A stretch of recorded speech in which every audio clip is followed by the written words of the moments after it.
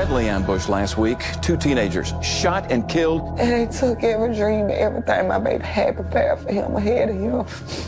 They took that away from my child. A 19-year-old murder victim found shot to death inside a vehicle. Breaking tonight, 2 more arrests in the deadly shooting of a 14-year-old boy. Over the last 5 months, 8 young lives have been lost to gun violence on the streets of Mobile. At 10, an 11-year-old shot and killed. Words came out the doctor's mouth. She said he did not make it. I still, to this day, have nightmares.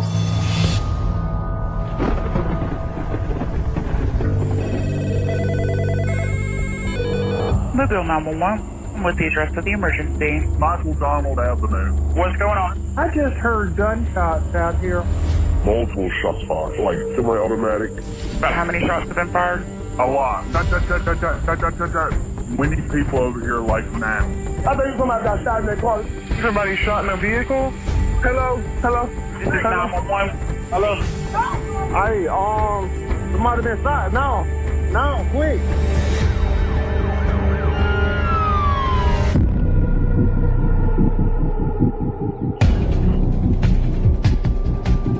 For homicide detectives, their chance of solving a murder is cut in half if they don't get a lead within the first 48 hours.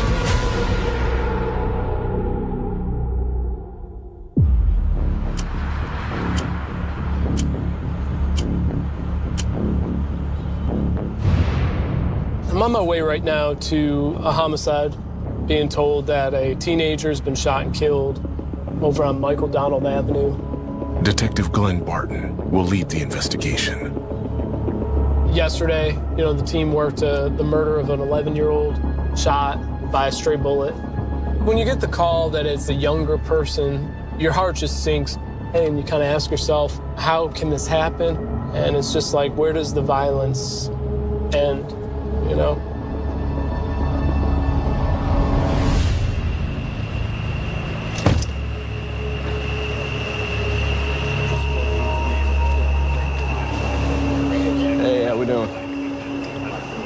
Just tell me, what the call is. What do you guys respond to? It was dispatched and shots fired, and probably between 10 and 15 shots. Do we have a victim's name? Sierra Jackson. December 2007. Damn. Oh, my gosh. 14-year-old Sierra Jackson was entering the 9th grade and hoped to make her high school cheer team. Born and raised in Beaumont, Texas, Sierra leaves behind her parents, 6 siblings, and a large extended family. 2 nights in a row now, we've had a juvenile that was shot and killed. And so obviously this is a case that we take very seriously, and we'll be working this case all the way until we can get some resolution for it. Which vehicle is she found in? In the passenger seat of the front car. 2 other teenage girls were in the car with Sierra when she was shot. Driver and the other girl in the back. Okay. The driver and backseat passenger have been taken to homicide. The driver backing up because she thought somebody walked out, appeared to have a gun. And so other people came out from all over. They started shooting, and they backed up the car and ran into that one.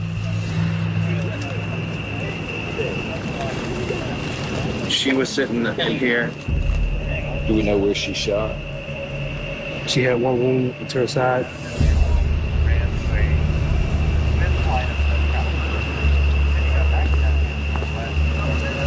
.62. 7.62. So we have shell casings over here as well. Yeah, so it's 7.62 all the way down the left, and then it kind of picks up over there again. You see 1, 2, 3, 4, 5, 6, 7. Those are all 7.62. So it's firing, running up, firing, coming back. CSI recovers 18 7.62 rifle casings littered up and down the street. 40 yards up on the right, there's a few pistol, like 9mm rounds. And 2 more from a 9mm near the corner. There's like one there, one there. Obviously, tire shot. Yeah, some strikes down there. The car was struck 10 times. Is it going to be that one to the door? I think this is a kill shot because it went in her side, is what they said. The team believes Sierra may have been struck with a 7.62 rifle round. Basically, two different groups shooting at him at the same time. I mean, this doesn't make sense. Why would two different groups of people be shooting at this car full of girls? No, I agree. To me, it would make more sense that they were shooting at them, thinking that somebody else was in the vehicle.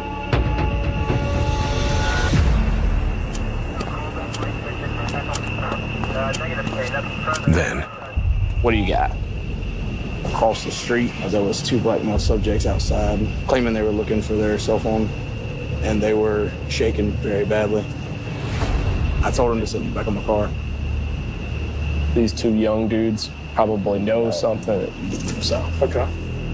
We're going to have them transported back to headquarters. All right. Nick and I are going to start to knock all these interviews out. A 14-year-old's lost her life over who knows what. Doesn't seem like a reasonable explanation at this point.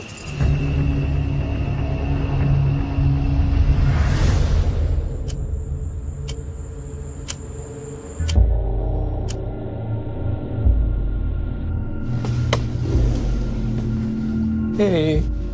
Barton and Sergeant Nick Crapeau start with the 16-year-old backseat passenger. So I'm Glenn, and this is Nick. Obviously, we got to talk about what happened tonight. Just start from the beginning for me. Okay, so I just got off work, and she texted me, and she was like, did you want to hang out? And she is who? Tina is my friend. Is it the driver? Yeah, the driver. Was there somebody else in the car? Christina's cousin named Sierra. I had just met her tonight. Okay. You and Tina and Sierra are all in Tina's car. Mm-hmm. She was like, so where y'all want to go? I said, we can go to my boyfriend's house, and his house is on the street that we was just on. When we pulled up to his house, there is this man with some locks, and he came out of nowhere, and he walking real slow.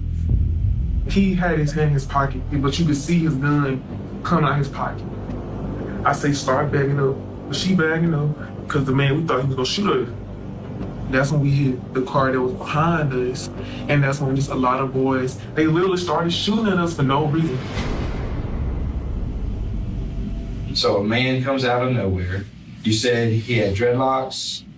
What did his dreadlocks look like? Like he been growing up for years, and they were just real long. How old do you think this guy with the dreads was? In his 20s. She kind of got the corner. She was like, y'all shot my cousin. She says when one of the shooters realized they'd shot at a car full of young girls, he tried to help. He grabbed the phone and called the police. The second boy, he walked up to the car too. Then when the police officer came, they all ran off. Can you describe what they were wearing? One of them had a black hoodie on, and the other boy, he had a red shirt on. So, a black hoodie and red shirt? Mm-hmm. Okay. So you were going over there to meet up your boyfriend, and he didn't go up to the car, talk to you? No, he did not know we was outside. Do you know what the address is for your boyfriend? Is y'all gonna go question him though? Probably. Do you think we should question him? Do you think we should talk to everybody on that street? Do you think you need to be completely honest with me about every single thing that happened up until that moment? Absolutely, because this is a defining moment in your life, okay? I mean, the question is why? It doesn't really make sense to me. I don't know. I don't know them people. Well, you know your boyfriend. But it's like he trying to play like he's trying to set us up. 3 teenage girls don't randomly get shot at by all directions. That's just not what happens. So you're leaving something out. Something is not adding up.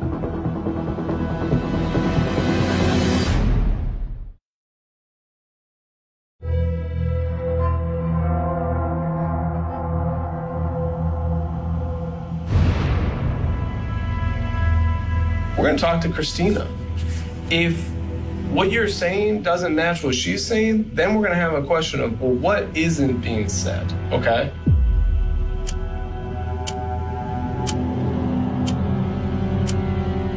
Why would I lie to a police officer?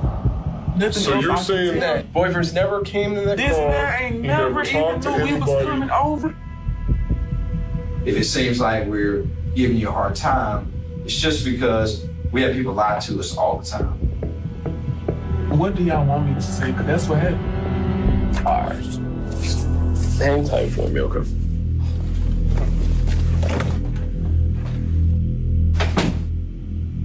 I'll tell you what, I guarantee you her boyfriend was right by that car.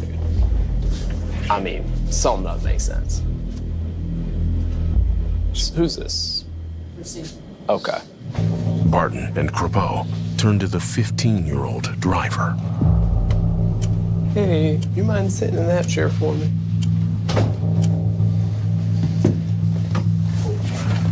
My name's Glenn, that's Nick.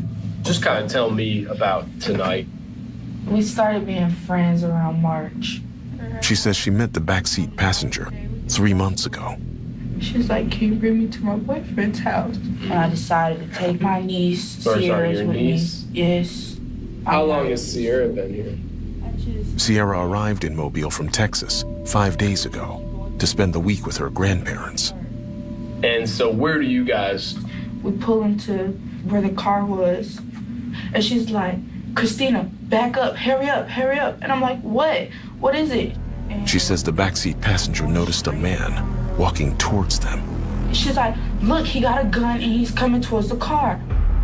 So I hit the car in reverse and I'm bagging up. And as I'm bagging up, he started coming closer and closer to the car.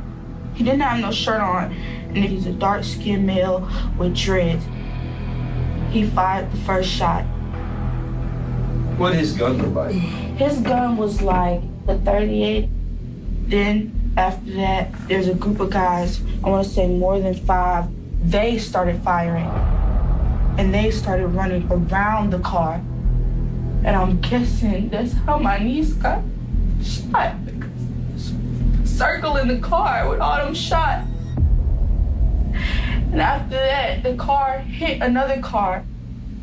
I never knew she got hit until I saw her body fall down out of the seat. Did you ever see anybody with like a rifle? I didn't see any big guns because I was too busy trying to duck. So y'all never made it to her boyfriend's Her boyfriend's, house? no. And the crazy thing is, there's another one who stopped shooting and actually came to the car. Tell us what he said when he came up to the car. I yelled out, I'm a girl, can you stop? And he stopped and he came up and he was like, are you okay? He was just like, you see a group of why would you turn like that? And then he looks over and he's like, yo, she's shot. We need to get her to the ambulance. The same guy that's saying all this, he was shooting at y'all to begin with? He was. And what was he wearing? He had on a hoodie, like red. Okay. Was he the only person that came up to the car?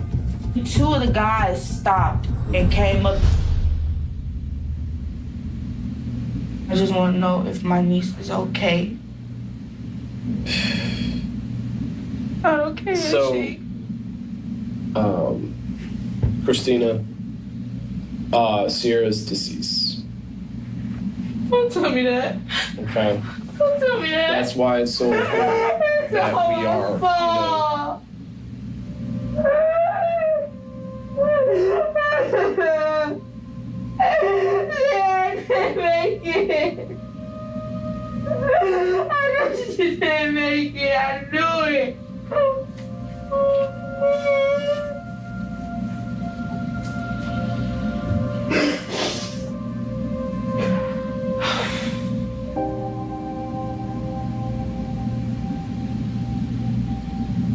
I'll get you some water, okay? Just hang tight for us.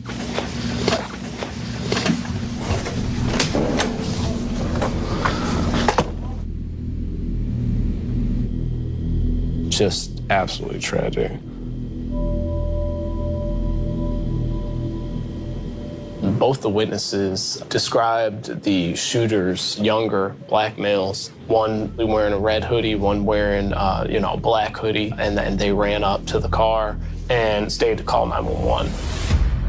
Let's just interview these two.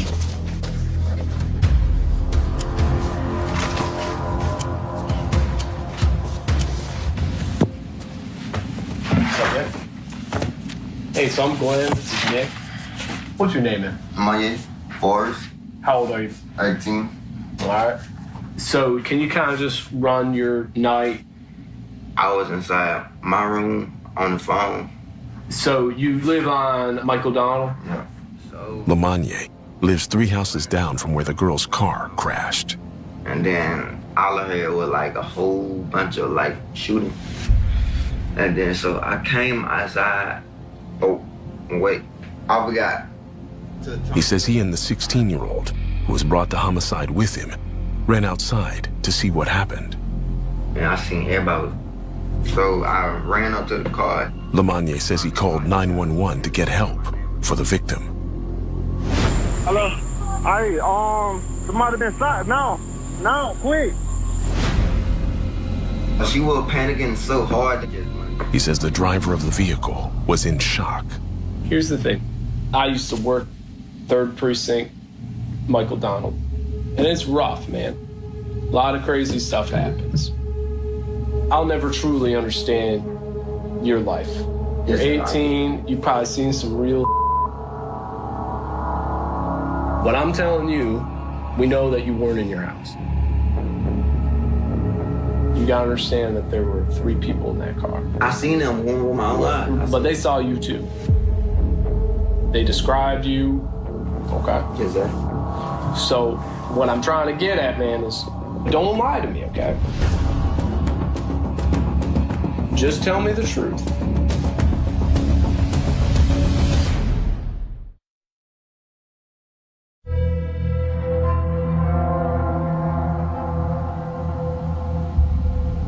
They saw you. It is what it is, man, okay? It's not gonna change. You were out there.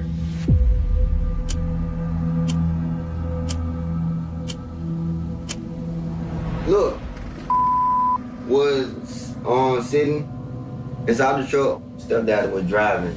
He says a family member was parked in front of their house with a man nicknamed Stepdad.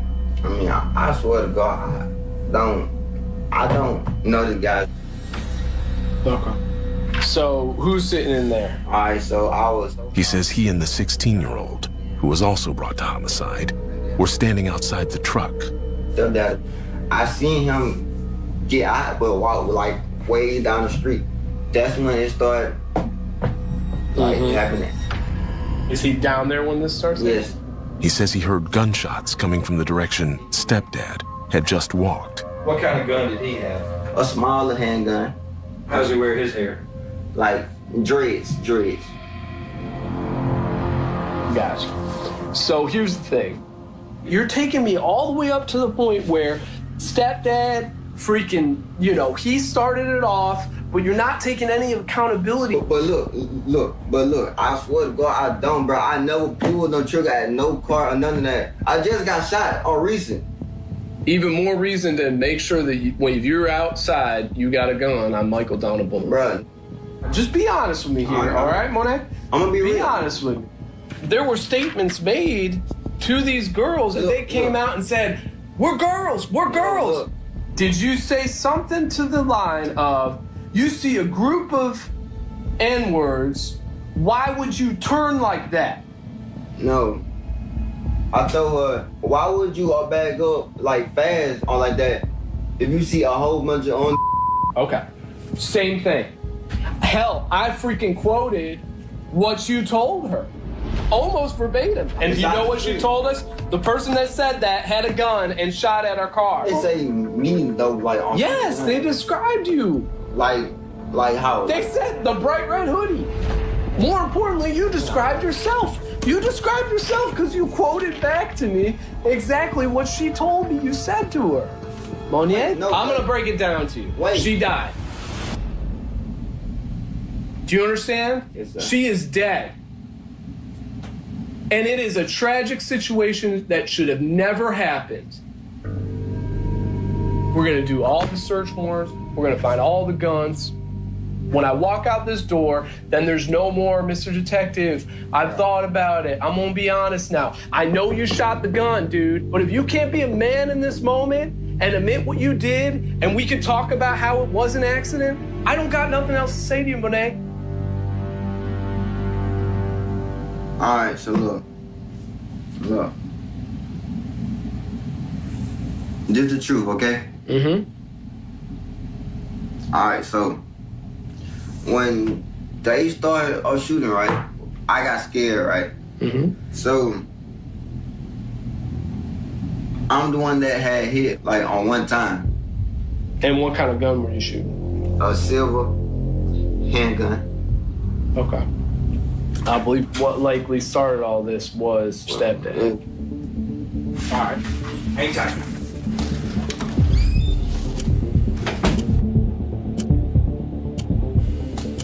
Barton and Crepeau turn to the 16-year-old.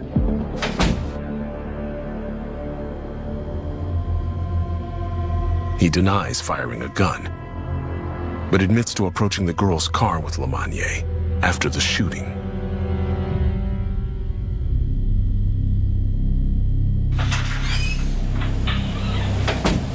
Stepdad, he probably fired those two 9mm rounds right there furthest back.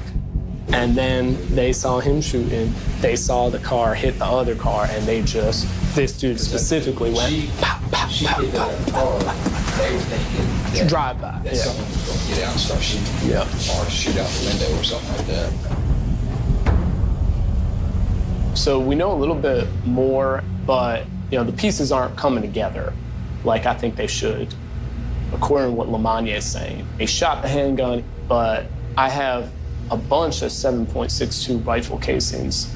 I just got to get more information, and I need to figure out who stepdad is. I got to knock out this search warrant real quick. Yeah. The team will hold the suspects at homicide while they search Lamagnier's house and try to speak to his family member. I need to get with the family member that was in the vehicle with his stepdad before the shooting to identify who his stepdad is.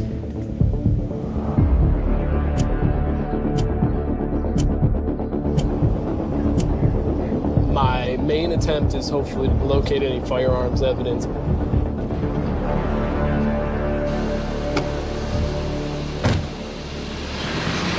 With a search warrant in hand, detectives enter Lamagnier's house. Cleared the whole thing? But no one is inside. That's another room. On the floor, in a back room, Yeah, dude, got an old rifle in here. the team locates a 7.62 rifle, a magazine, and 5 unfired 7.62 rounds. I think we got the murder weapon that killed her. Magnier said he fired one shot with a handgun, and he clearly has a rifle in his possession. 10 hours in,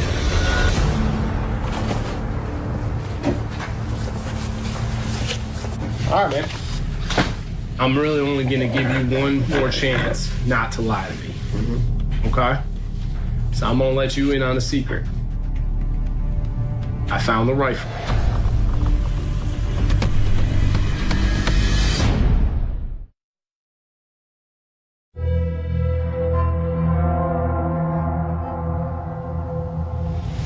I know you're the one that fired those shots. But this is your moment, man. You gotta be honest, man.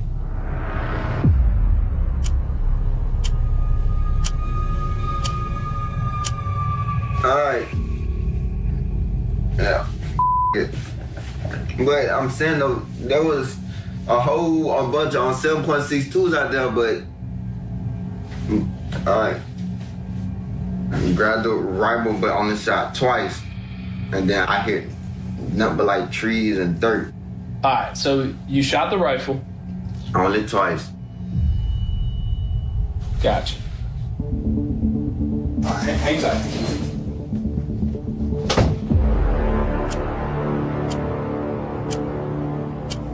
then Oh, she's here. Lamonier's family member arrives after hearing the detectives executed a search warrant at her house.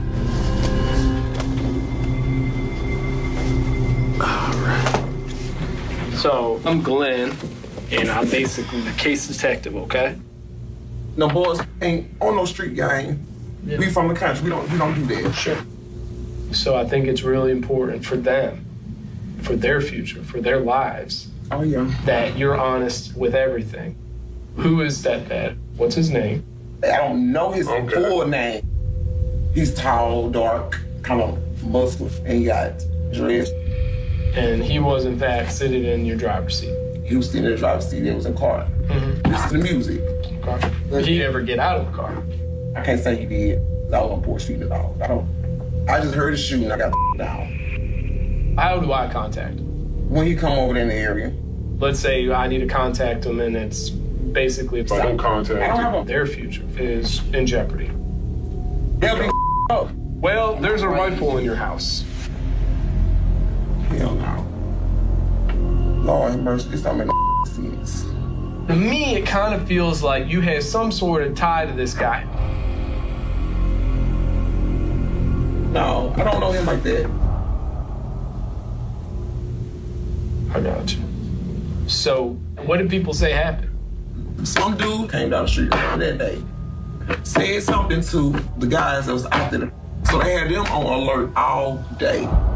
She says someone had threatened to shoot up the street, so everyone was on edge. Every car passed by, they duck behind the tree. They shoot that lady in the car. Wrong car. That's unnecessary. That baby lost her life. I know. Just sit tight.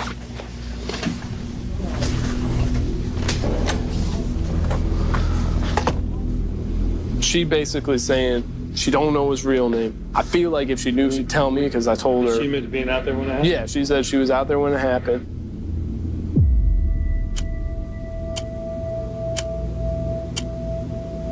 "12 hours after Sierra's murder, Hey, this is Detective Barton. Barton presents the evidence against Lamonier and the 16-year-old to the district attorney. So we believe those two are the main shooters based on the witness, based on Monier's statement. All right, so 1 count of capital murder for both suspects that I have right now. All right, bro. All right, Lamonier, so here's the deal. You weren't trying to kill a girl. I understand that, okay? But at the same time, a family lost their daughter, their granddaughter, for just driving down the street in Mobile, and that can't stand either. You understand? So you're being charged with capital murder, okay? And the fact that you were a man, that's gonna play into this, okay? I'm gonna tell the judge you were honest, but you still gotta go to Metro.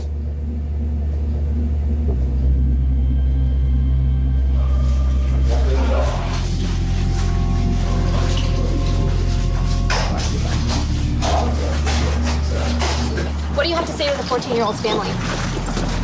I ain't do it. It was evidence. How can you accidentally shoot someone like that? Are you sorry at all? Do you feel remorse? Following months of shootings involving Mobile's youth, Public Information Officer Sergeant John Young addresses the violence. This 23rd homicide of the year is heartbreaking to me, personally. Sierra's 14. She died on the street named after Michael Donald, who was the last known lynching by the Ku Klux Klan in 1980. 40 years later, more innocent blood is shed on that street that's supposed to memorialize their death, sacrificed. And a black girl is gunned down on that street by a black man is disgusting. I've said it. There's a subculture of gun violence in the city of Mobile with young black men, and it's high damn time we did something about it. Our homicides, 19, 19, 18, 17, 16, 14, 11, and 4 years old were all black children. An 11-year-old yesterday, a 14-year-old last night. When is enough enough? The most important question is how do we get these young black men to stop killing black women and children and each other? That's the most important question that no one's asked. Well, Sergeant John Carlos Young just did.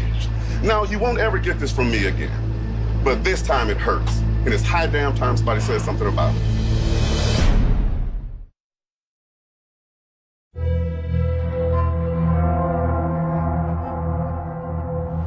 How do we get these young black men to stop killing black women and children? Powerful, man. When people scared to talk about it, that means we telling the truth. We keep getting these calls. You out here killing these babies and these juveniles. It's crazy.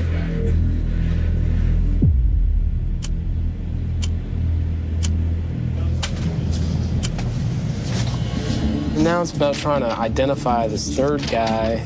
The witnesses described this guy as the one that started the shooting, so we gotta somehow figure him out.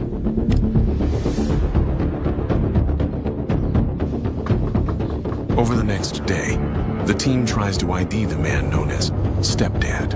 If you saw something, you saw something, you know? I did.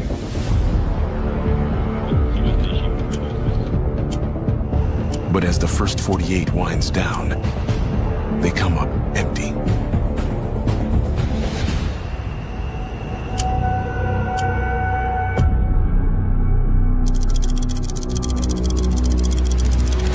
In the first 48, detectives responded to the murder of 14-year-old Sierra Jackson, struck by a single bullet during an ambush, detained 18-year-old Lamanye Forrest and a 16-year-old at the crime scene.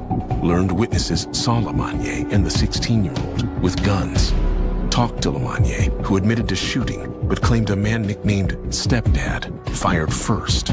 Charged Lamanye and the 16-year-old for Sierra's murder, but have been unable to track down Stepdad.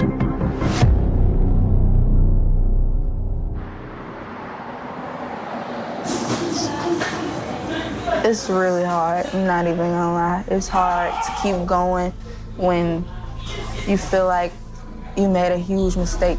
It's a little scary for me in everyday life now. It's a lot that I just hold myself back from other than boxing. I don't go nowhere. It's the only thing to get me out the house. Boxing has changed me a lot. At first, I came in just mad. It brought me joy, happiness. Now I could be a little happy if I'm angry or thinking about what has happened. I come to boxing and all of that goes away and know like, hey, I'm okay. It's good for me. It's keeping me healthy and smiling, which is the best part, because it's really hard to smile. I really want to say rest in peace, Sierra, and I really, really hope that she don't hate me and that I love her so much.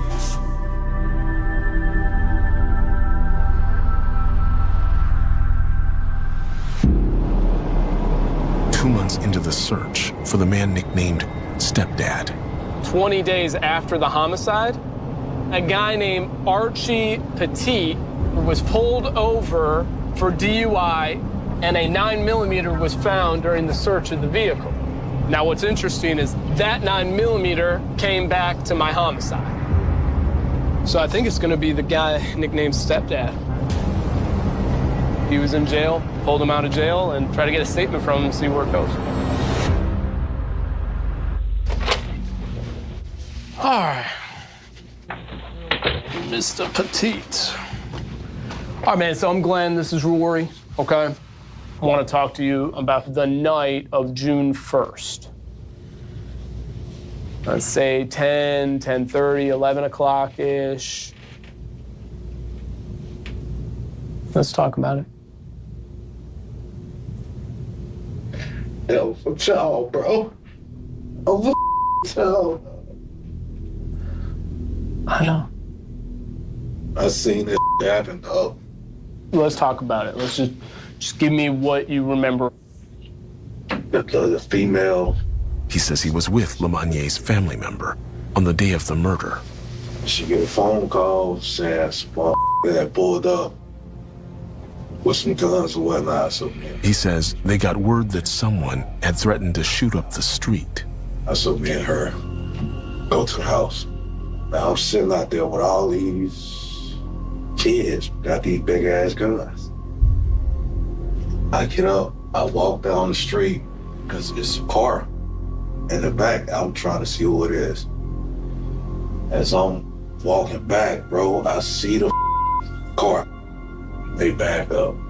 When they back up, they hit a parked car. Bow. That's when the shots rang out.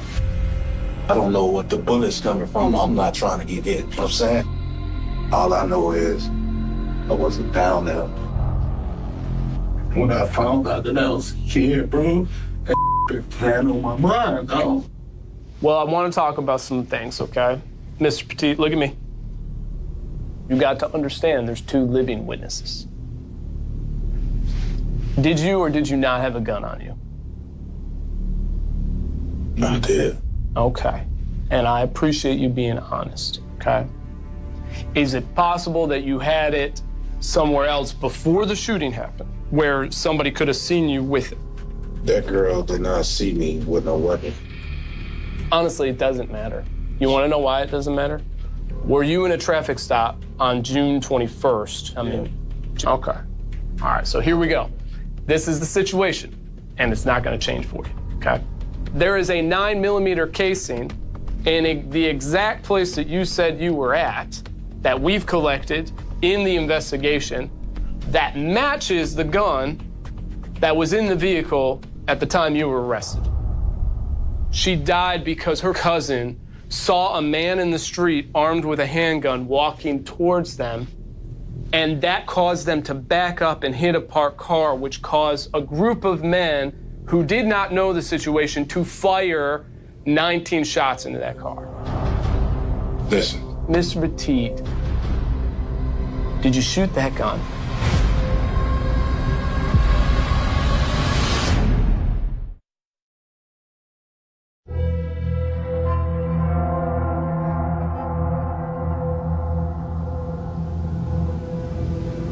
I really didn't mean for that child, man, to get killed.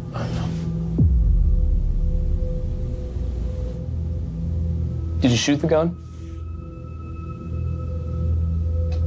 I might have did, man. Okay. Out of fear. Okay. Fear for my life. I didn't know who was in that car. I didn't know what was going on.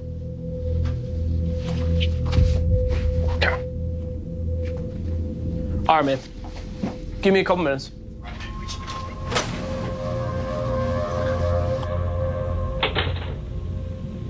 He admitted to being there. He admitted to shooting the gun. So he's capital murder. This is kind of what I think may have occurred. Based on Archie's statements, you know, he comes from Lemonier's driveway, and he's armed with a handgun, and he walks all the way up here. Christina's driving, is pulling up to where Archie is standing in the roadway. She sees Archie. He's got a gun in his waistband, and he starts pulling it out. This freaks her out. She starts backing her car up. He fired 2 shots, and then she hits this parked car.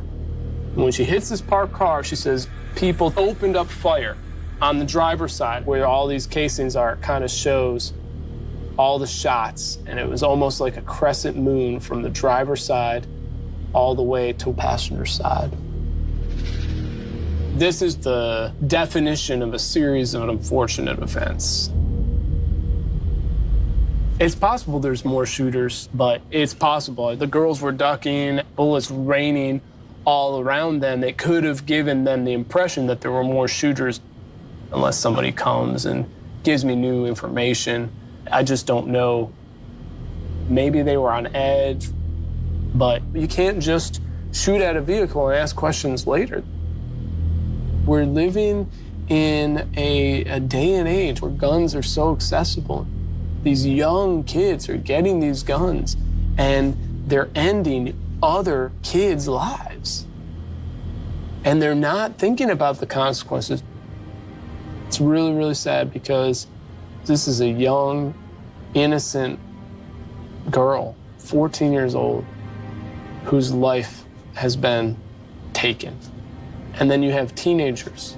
And then you have an adult whose lives have been forever changed.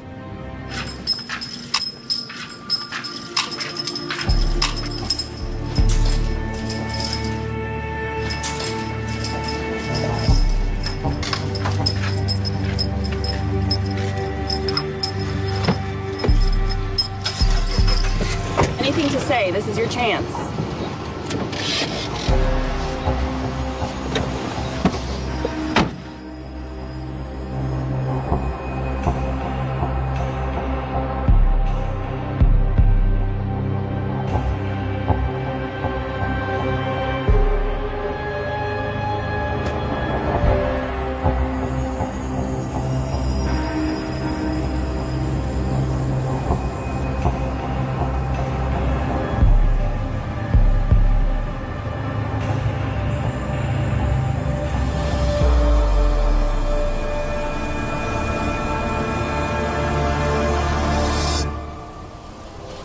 5 months after Sierra's murder, her family and friends gather in her hometown of Beaumont, Texas. We wanted to get together to show our support and our love for Sierra Jackson. I miss her immensely. Sierra was a vivacious, rambunctious little girl. She was a spark. If she felt there was injustice done, she had a voice. I miss her a lot, and I think about her constantly every day, and I'm used to her being there every second or every minute of my life. I love you, Sierra.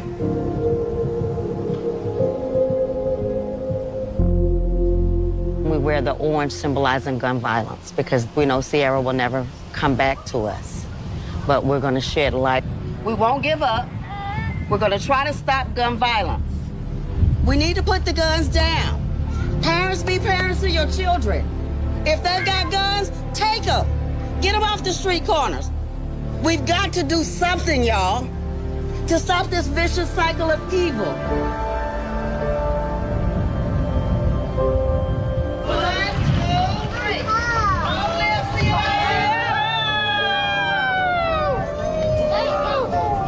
We love you. Fly high, baby. Watch over all of us. That's the angel you are.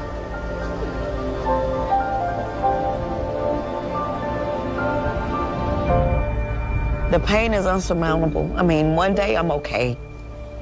The next day I'm just a wreck. And I guess that's the part of grief. It's just one day at a time, a moment at a time.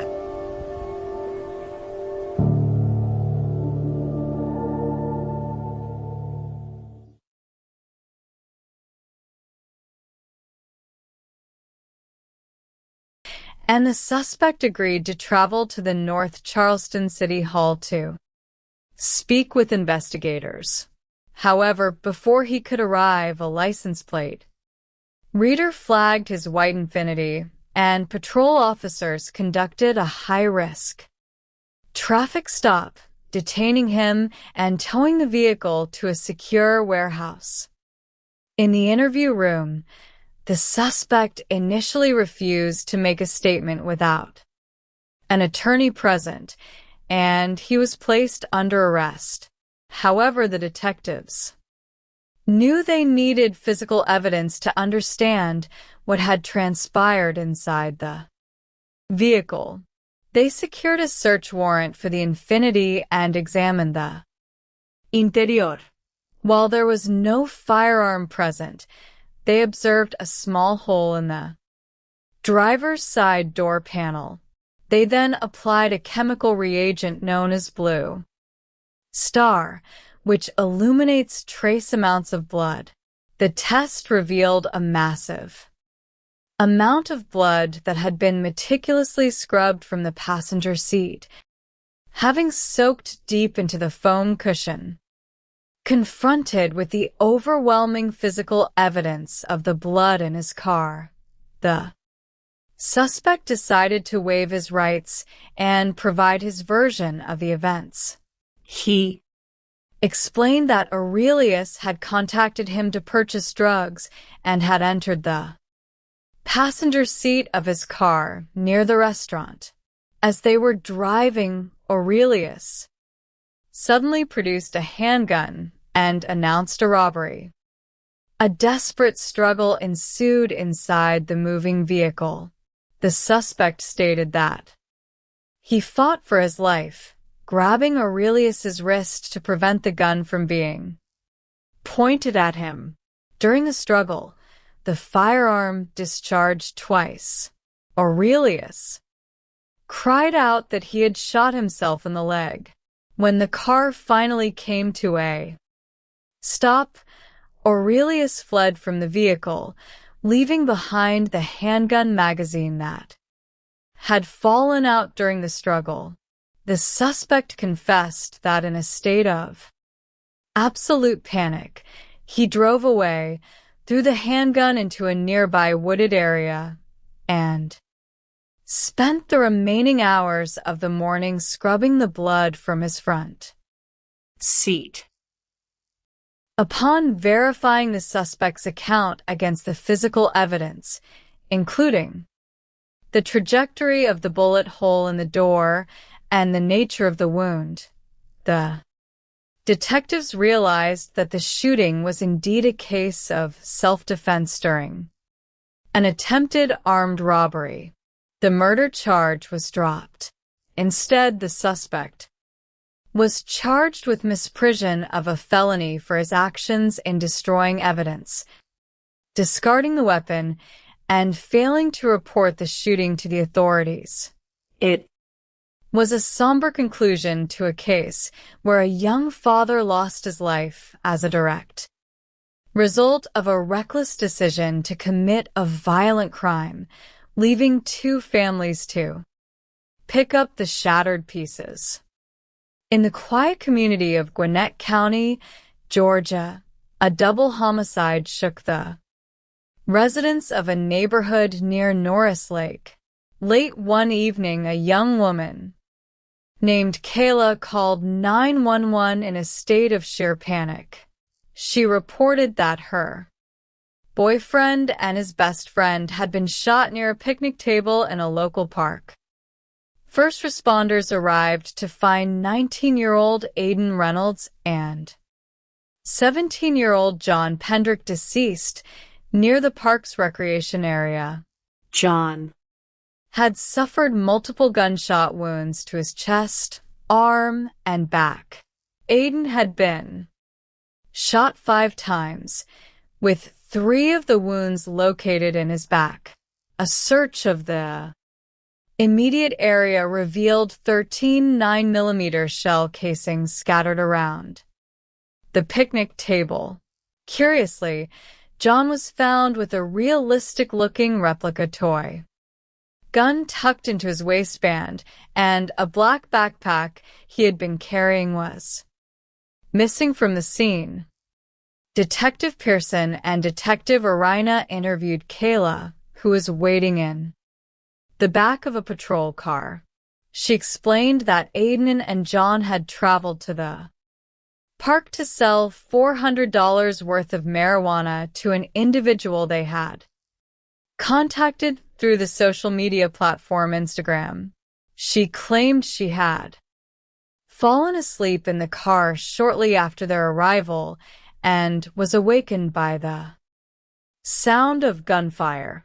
She reported seeing 2 dark figures running away into the nearby woods. A police canine unit tracked the scent from the crime scene through the woods, ending near a yellow residential home with a fenced yard approximately a quarter of a mile away. When officers knocked on the door of the residence, they observed the interior lights being turned off, and no one answered their repeated requests for contact. The detectives managed to obtain security camera footage from a nearby home. Although the footage was fragmented due to motion activation settings, it clearly showed Aiden's vehicle arriving at 12:04 in the morning. At 12:25, a figure could be seen approaching the picnic table from the shadows. This was the final footage of Aiden and John alive. Forensics experts successfully accessed Aiden's mobile phone and recovered the Instagram message history. The messages showed a detailed negotiation regarding the purchase of 56 grams of marijuana for $400. The user on the other end of the conversation used the profile name popshots_. At 12:25, the exact moment the figure appeared on the security footage, the suspect sent a message reading here. Through interviews with local youths, Detective Pearson learned that the profile belonged to a 16-year-old youth named Laquan Leroy Dempsey, who was known in the neighborhood by the nickname EJ.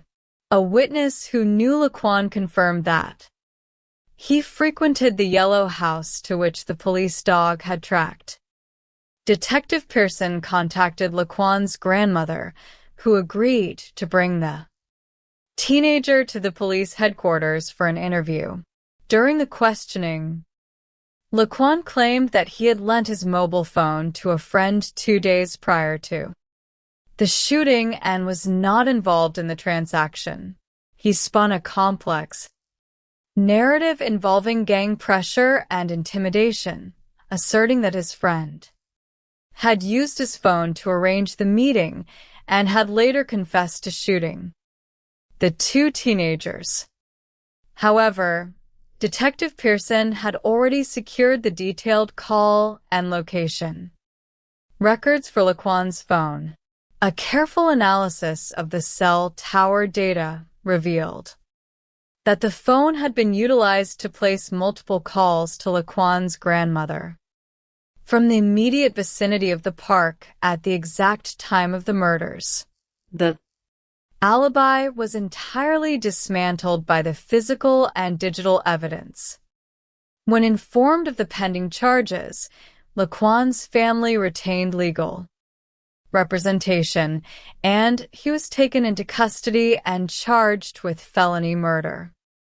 3 years after the tragedy, the mothers of Aiden and John met to support one another, bound together by an unspeakable grief. They spoke of the quietness of the world without their sons, of the agonizing loss of future milestones, and of the small comforts they found in cherished memories. These 3 investigations, spanning different cities and circumstances, served as a stark reminder of the fragile nature of human life and the devastating consequences of impulsive decisions, false rumors, and illegal activities. Through the methodical, unbiased work of the dedicated detectives, truth was pursued, false narratives were dismantled, and justice was ultimately served for the families left behind in the wake of tragedy. Chapter 1. Shadows in the Georgia Woods. The transition from a quiet suburban evening to the chaotic aftermath of a double homicide is often measured in seconds. In Gwinnett County, Georgia, the darkness of the woods bordering the local park has always offered a deceptive sense of peace. On this particular night, the silence of the trees was shattered by the sharp, repetitive crack of gunfire. A call came into the 911 dispatch center during the quiet hours of the early morning. The caller was a young woman named Kayla. Her voice was thin, trembling with a mixture of terror and disbelief. She explained to the dispatcher that she had been sleeping in the back of a car parked near the recreation area when the sound of gunshots woke her. Outside the vehicle, 2 young men lay on the damp ground. When asked by the dispatcher if they were breathing, Kayla could only offer a devastating whisper. She did not think so. Within minutes, patrol officers arrived at the scene, their headlights cutting through the heavy southern humidity.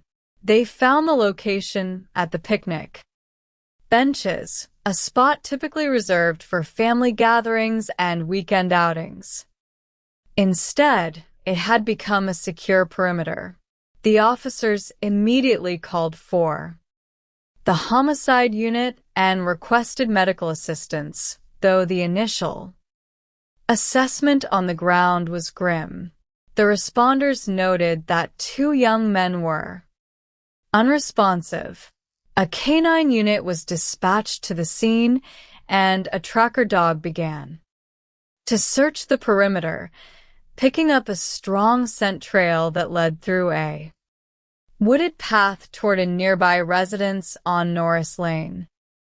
The dog followed the track diligently, alerting near the back of a yellow house.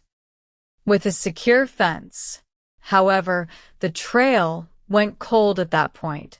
Patrol officers knocked on the door of the residence, but as they stood on the porch, the lights inside were abruptly extinguished.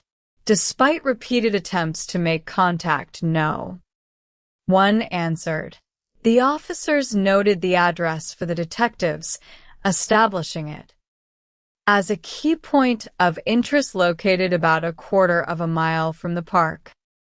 Homicide detectives Pearson and O'Reina arrived at the crime scene just as the early morning light began to filter through the trees.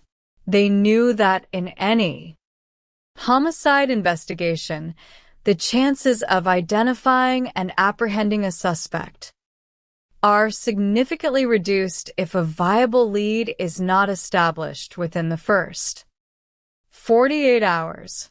The clock was already ticking. The detectives walked the scene with the crime scene investigators. Near the wooden picnic table, they identified the two deceased victims. The first was 19-year-old Aiden Reynolds. Aiden was a native of Cartersville, Georgia, who worked as a delivery driver.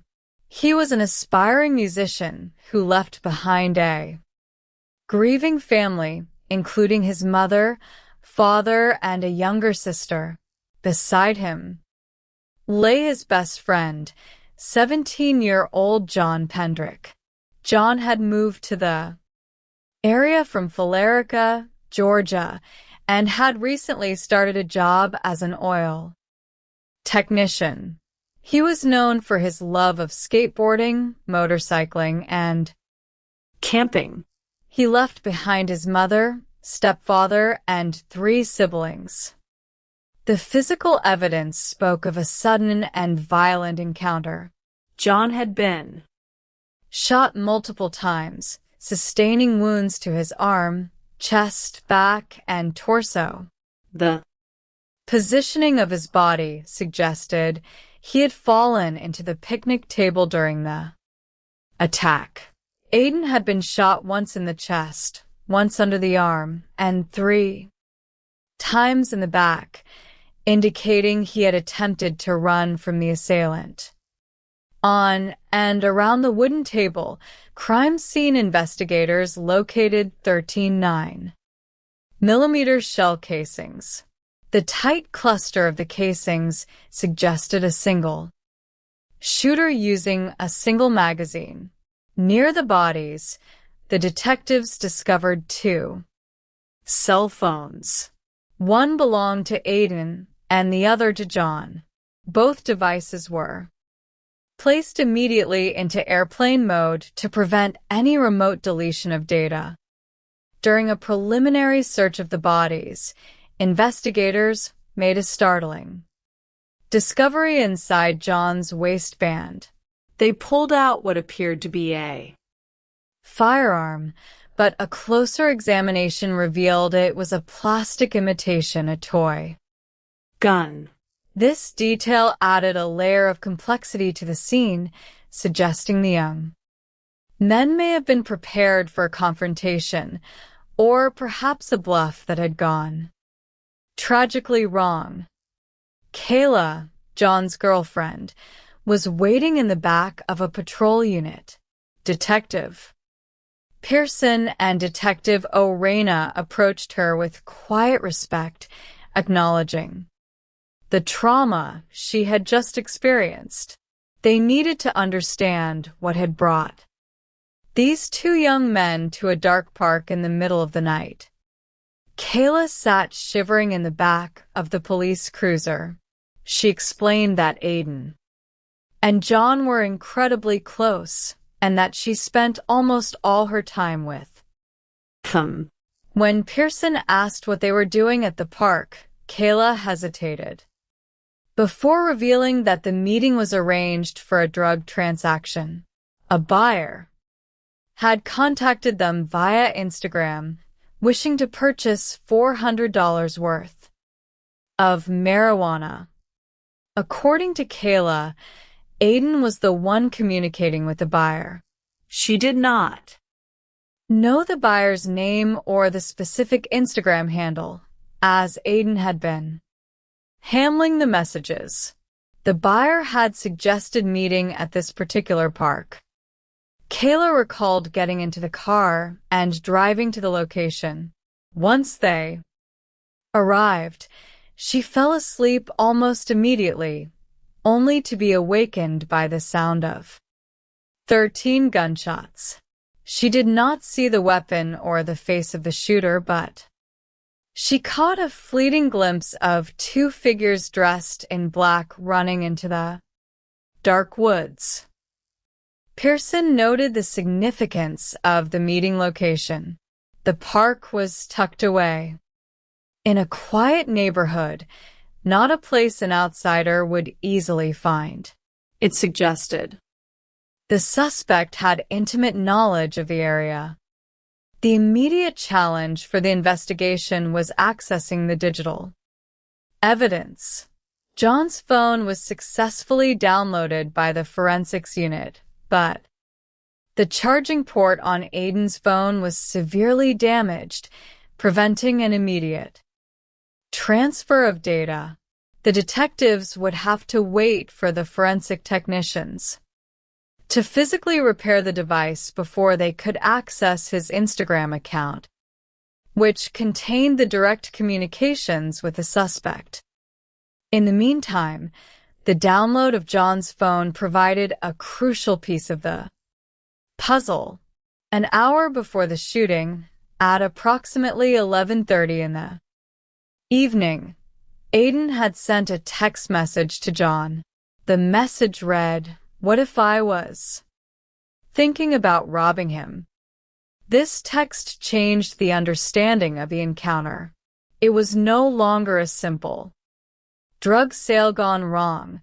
It appeared to have been a planned robbery, initiated by the victims, which had been met with lethal, overwhelming force. Kayla had not mentioned this detail during her initial interview, prompting Pearson to speak with her a second time. During the follow-up interview at headquarters, Pearson approached Kayla gently, emphasizing her role as the key witness. Under questioning, Kayla revealed additional context. She admitted that Aiden had a history of taking money from buyers without delivering the promised product. A few months prior, Aiden had allegedly taken $90 from a young lady in the neighborhood, Norris Lane, without providing the marijuana. Kayla suggested this incident might have sparked a desire for retaliation. She provided the name of the young lady, who lived on the very street where the tracking dog had lost the scent.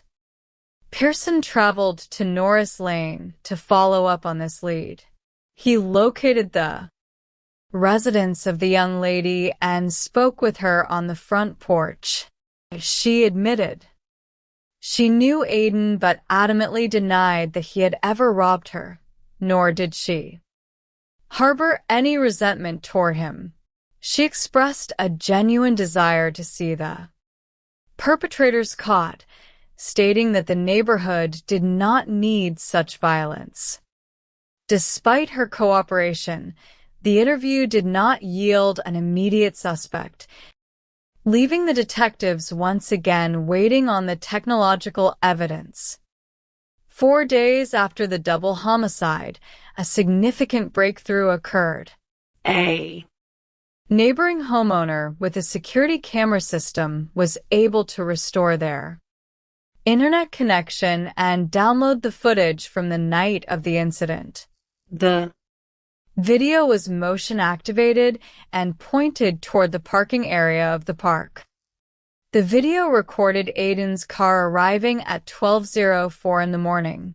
At 12:13, the vehicle's headlights could be seen flashing, apparently signaling to someone in the darkness. At 12:25, Aiden and John were seen walking toward the park. John was wearing a backpack, an item that was notably missing from his body at the crime scene. The footage also captured a figure waiting in the shadows of the park just before the confrontation occurred. 13 days after the shooting, the forensic laboratory successfully repaired Aiden's cell phone and extracted the data.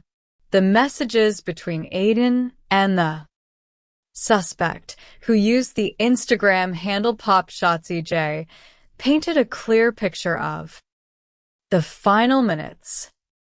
The two had negotiated the sale of 56 grams of marijuana for $400. At 11:48 in the evening, the suspect messaged the word Sunset, referring to the park's location near sunset.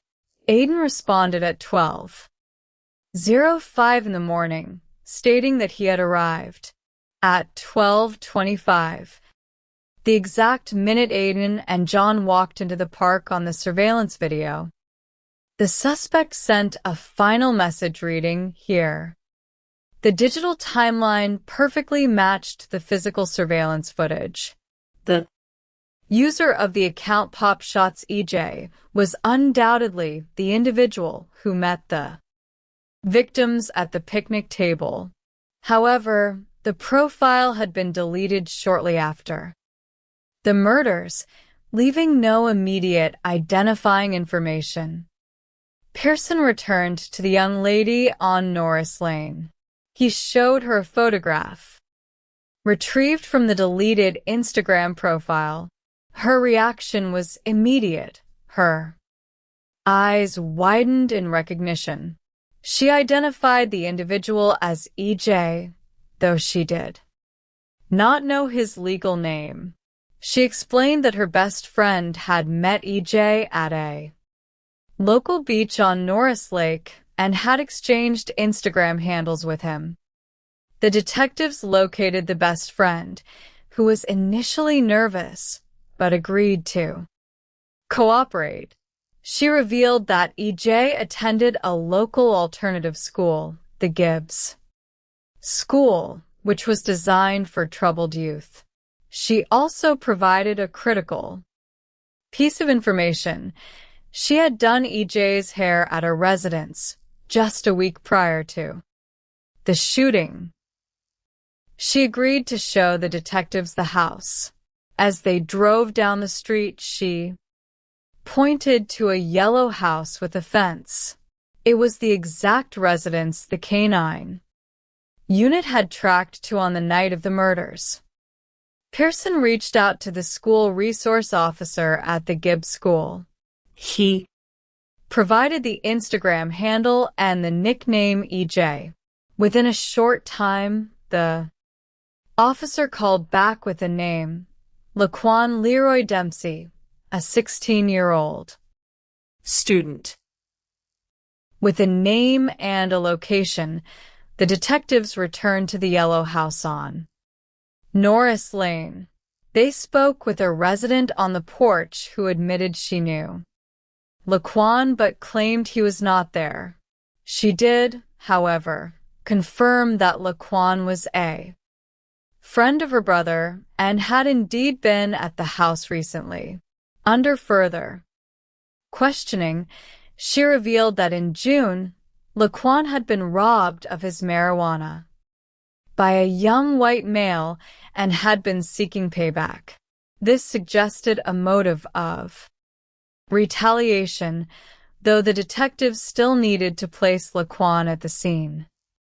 A search warrant was executed at the yellow house, and though the missing backpack and the 9mm handgun were not located, the investigation continued to focus on Laquan.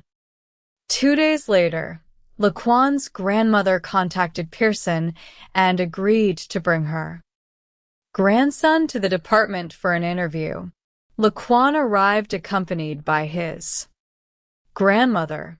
Pearson explained the situation, noting that they had recovered the Instagram messages between the account Pop Shots EJ and Aiden. Laquan offered a complex explanation. He claimed that he shared his Instagram account with a friend who lived at the yellow house on Norris Lane.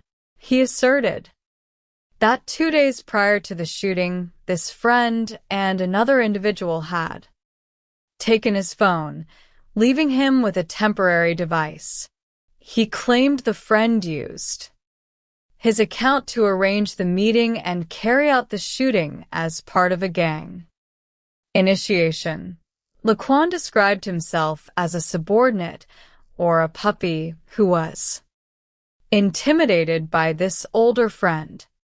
Pearson listened patiently but knew that digital evidence would provide the final answer. He obtained a search warrant for Laquan's cell phone records, specifically the call detail records and cell tower location data. When the records arrived, they disproved Laquan's story. The cell tower data placed Laquan's phone in the immediate area of the park on the night of the homicides. Furthermore, the records showed that the phone was used to place multiple calls to Laquan's grandmother during the days he claimed the phone was in his friend's possession. It was highly improbable that a friend would be calling Laquan's grandmother. The physical and digital evidence was complete. Pearson contacted Laquan's grandmother to arrange another meeting, but was informed that the family had retained legal counsel and would not participate in further interviews. Pearson proceeded to obtain arrest warrants for Laquan Leroy Dempsey, charging him with felony murder. 5 days later, Laquan was taken into custody without incident at his grandmother's residence. The investigation concluded with the arrest of the primary suspect, bringing a measure of justice to the families of Aiden Reynolds and John Pendrick. 3 years after the tragic event, the mothers of the two young men met to support one another. They spoke of the inseparable bond their sons shared in life and how they remained bound together in memory. Aiden's mother shared how she looks for small signs like finding coins or hearing certain songs on the radio to help her cope with the profound silence left in her home. John's mother expressed the deep, irreplaceable loss of her son, noting that the world had become much quieter without his presence. Through their shared grief, they found a lasting connection, honoring the memory of their sons and the efforts of the investigators who worked to bring the truth to light. Chapter 2: The Secrets of the Ashes. On Tulsa's west side, the passing of 5 months can obscure many things, but it cannot completely erase the evidence of a violent crime. Late one afternoon, a resident was searching for her cat's collar in the overgrown backyard of a property on South 54th West Avenue, near West Goldman. The property featured a detached garage that had burned to the ground several months prior. As the resident walked through the debris of the charred structure, she noticed something unusual protruding from beneath the collapsed timber. Upon closer inspection, she realized she was looking at human skeletal remains. Terrified, she immediately contacted 911. Tulsa Police Patrol officers arrived quickly and secured the area. They confirmed the presence of a human jawbone and other skeletal elements mixed with the ash and debris. Recognizing the complexity of the scene, they requested the assistance of the homicide unit, Detectives Kennedy and Ward were assigned to the case. The detectives arrived at the scene and began their initial assessment.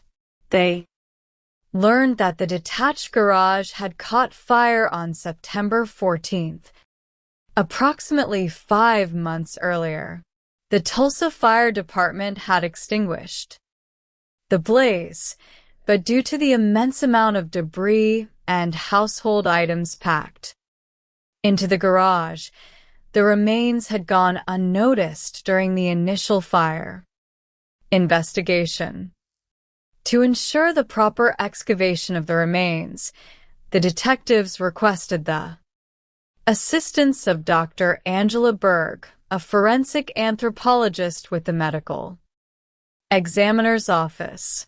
Dr. Berg conducted a preliminary examination of the remains in situ.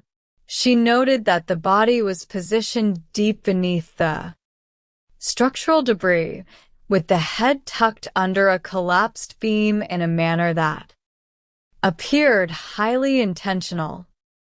Dr. Berg identified significant trauma to the skull, including fractures that suggested blunt force trauma or a gunshot wound, distinct from the thermal fracturing caused by the fire. She explained that a thorough examination would require daylight and a meticulous screening of the surrounding ash. While the forensic team prepared for the excavation, Detective Ward investigated the ownership of the property. They identified the homeowner and obtained his contact information. Crime scene detective Ross Hall called the homeowner, who claimed he was out of town and could not return to the property immediately. His hesitant and evasive tone raised immediate suspicion. The neighbor who discovered the remains provided a statement to the detectives.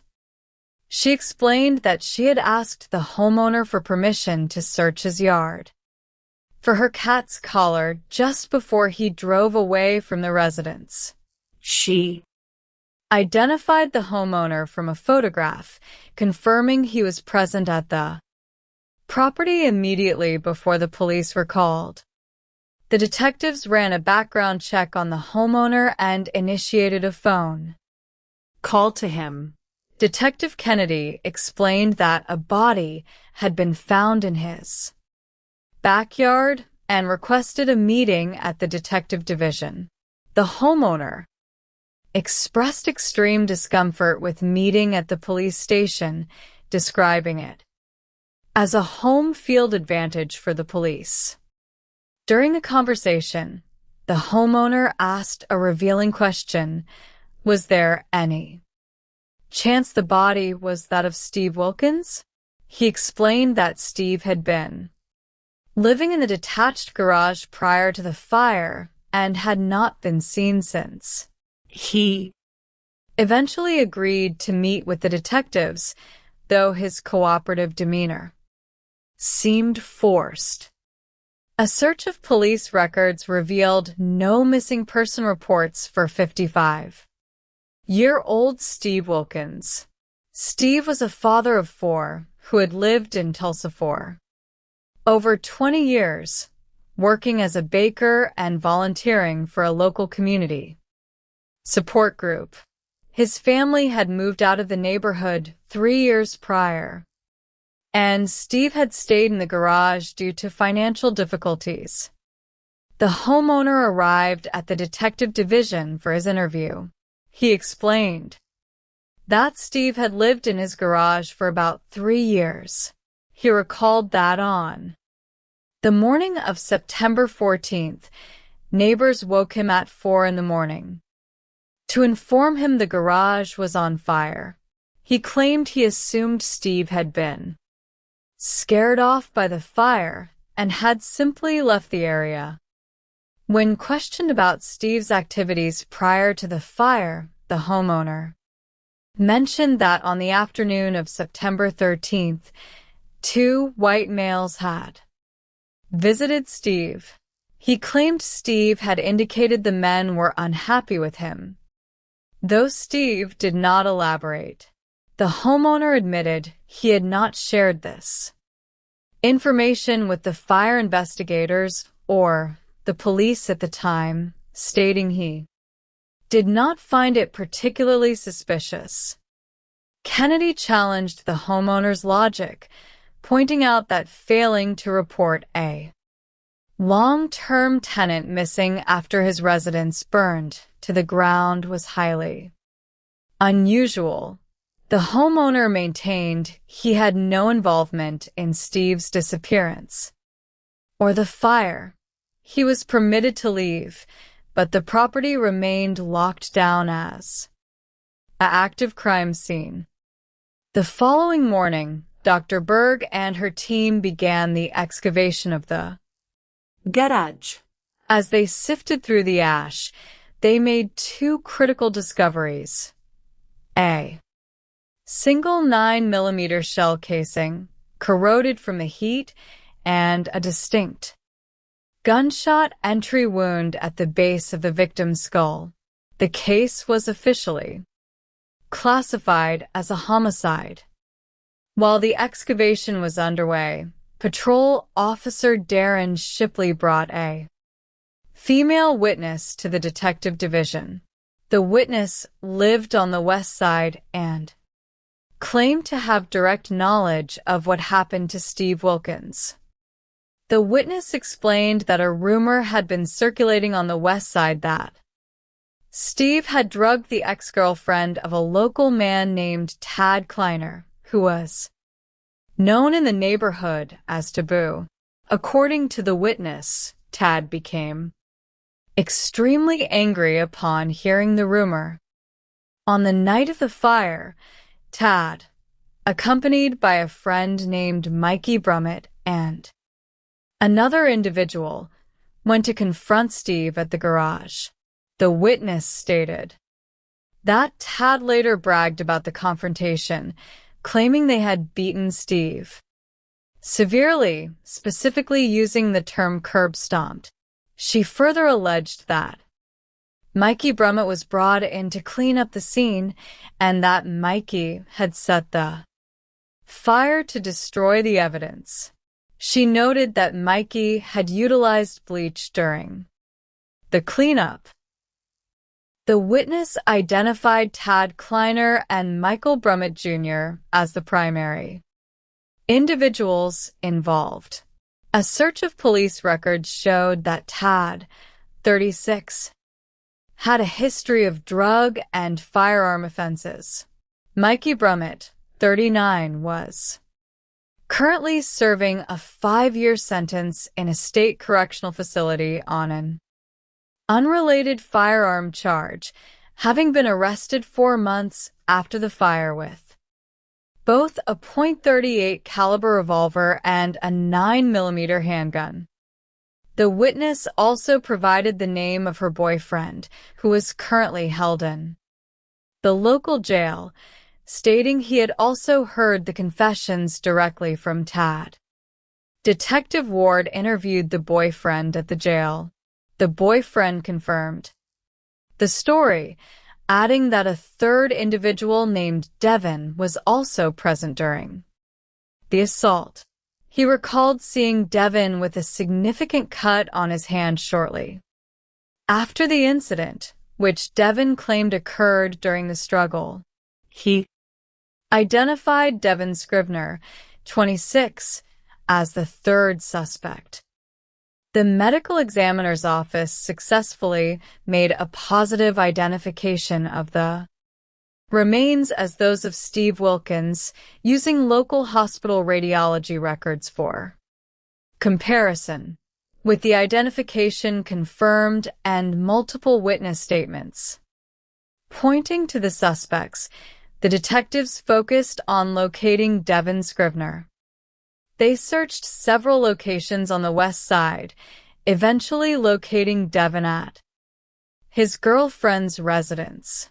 He was taken into custody for questioning.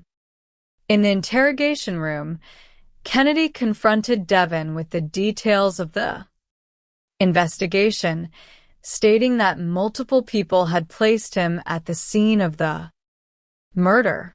Devin, visibly shaken, decided to cooperate. Devin explained that Tad Kleiner had approached him and Mikey Brummett, asking them to accompany him to speak with Steve regarding the allegations of drugging girls. Devin claimed they entered the garage, and Tad immediately became aggressive, yelling at Steve and striking him in the face. Tad and Mikey then proceeded to beat Steve until he collapsed.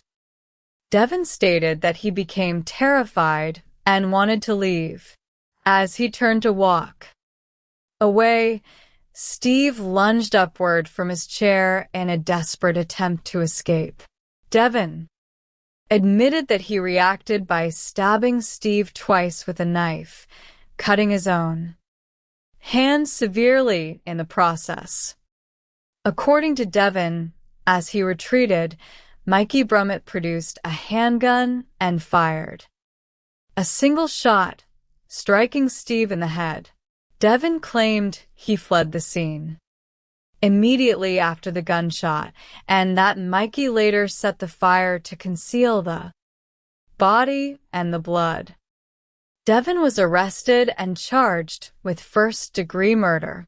2 days later, the warrants team located Tad Kleiner and placed him under arrest. During his interview, Tad initially denied any involvement in the murder or the fire. However, when Kennedy revealed that Devin had already confessed and placed him at the scene, Tad admitted he had gone to the garage to confront Steve. He claimed he had warned Steve to stay away from local women but denied striking him or being present when the shot was fired. Tad's admissions, combined with the consistent witness statements, were sufficient to charge him with first-degree murder. An arrest warrant was also issued for Michael Brummett Jr., who remained in state custody. The 9mm handgun recovered during Mikey's prior arrest was submitted for forensic comparison against the casing found in the ashes. To complete the investigation, Kennedy located Tad's ex-girlfriend, the young woman Steve had supposedly harmed. When shown a photograph of Steve Wilkins, she stared at it blankly. She stated she had never seen the man before in her life, had never been assaulted or drugged, and had no idea why anyone would associate her name with him. She noted that rumors on the West Side were common and often entirely fabricated. The tragic reality of the case became clear. Steve Wilkins, a gentleman who spent his time writing poetry and volunteering in the community, had been brutally murdered based on a completely false neighborhood rumor. The perpetrators had enacted a horrific form of vigilante justice without ever verifying the truth, resulting in the needless loss of an innocent life and their own subsequent path to justice. Chapter 3. A Fight in the Front Seat. The damp air of North Charleston, South Carolina, carried a distinct chill in the early hours of the morning. At 6 Rolling Fork Road, a quiet residential apartment complex, a homeowner was awakened at approximately 1 a.m. by a frantic, heavy banging on her windows and front door. A voice outside was screaming desperately for help. When police officers arrived, they discovered a scene of extreme violence. Underneath a first-floor stairwell, a young man was collapsed in a pool of blood.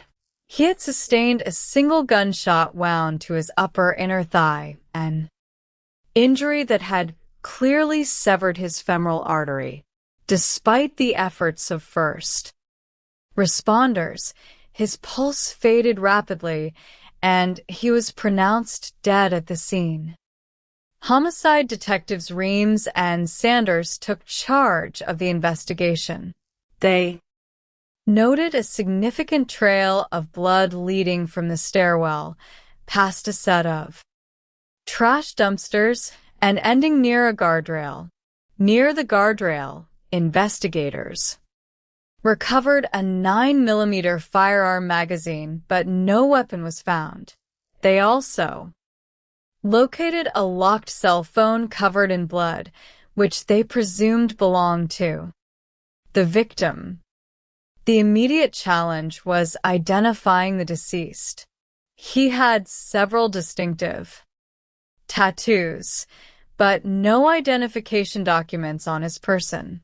The fingerprint database eventually provided a match: 21-year-old Aurelius Siren Nelson Jr., known to his family and friends as C.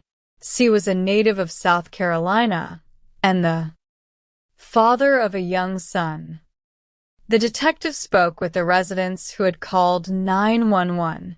The residents had a personal doorbell security camera. The footage showed C stumbling onto their porch at 1:16 in the morning, already bleeding heavily, with no one pursuing him. Detectives also located a city-managed security camera positioned at the single entrance and exit of the apartment complex. Reams reviewed the footage from the minutes leading up to the shooting. At approximately 1:11 in the morning, 5 minutes before C appeared on the porch, a white or silver sedan, which appeared to be an Infiniti, was seen leaving the complex at a high rate of speed. While detectives were processing this information, a young woman approached the perimeter. She identified herself as C's girlfriend. She explained that they had been staying at a nearby hotel, the Stay Express. She recalled that around 1 in the morning, C had woken up, dressed himself, and walked out of the room without speaking to her, leaving on foot. Later that afternoon, the investigation took an unexpected turn. A patrol sergeant stopped a Toyota RAV4 after observing suspicious behavior inside the vehicle. A passenger in the vehicle, who had a jacket draped over his head, claimed he had just been kidnapped and assaulted by the other 2 occupants. The passenger was taken to the hospital, where Detective Sanders interviewed him. He revealed that his captors were close friends of C. They had accused him of setting C up to be killed. The man explained that on the night of the shooting, C had visited his apartment near the crime scene. C had confided in him that he was planning to rob a local drug dealer. C had left his apartment on foot to execute the robbery. According to the witness, the drug dealer drove a white 2010 Infiniti G37. The witness provided the suspect's name, a known individual in the area with a prior arrest record for drug offenses. This statement aligned perfectly with the video footage of the white Infiniti leaving the complex. It suggested that C had attempted to rob the suspect inside the suspect's vehicle, resulting in a violent struggle. Detective Samuel joined the team to assist with the search for the suspect's vehicle. They obtained information regarding the suspect's girlfriend and located her at her residence. She agreed to accompany Samuel to the police department. During her interview, she confirmed that her boyfriend drove a white Infiniti. She stated she spoke with him daily and that he had visited her briefly in the early hours of Sunday morning, though she did not notice any unusual behavior. Under Samuel's guidance, she agreed to call the suspect on speakerphone. Samuel spoke to the suspect directly, explaining that his name had come up in an active investigation and requesting that he come to City Hall to clear the matter up. The suspect agreed to arrive within an hour. However, 20 minutes later, a local license plate reader detected the suspect's white Infiniti traveling nearby. Patrol officers intercepted the vehicle conducting a high-risk traffic stop. The suspect was detained, and his vehicle was towed to a secure police warehouse for forensic processing. The suspect was brought to an interview room. Detective Sanders met with him, aiming to establish a rapport. He removed the suspect's handcuffs and presented him with a constitutional rights advisement form.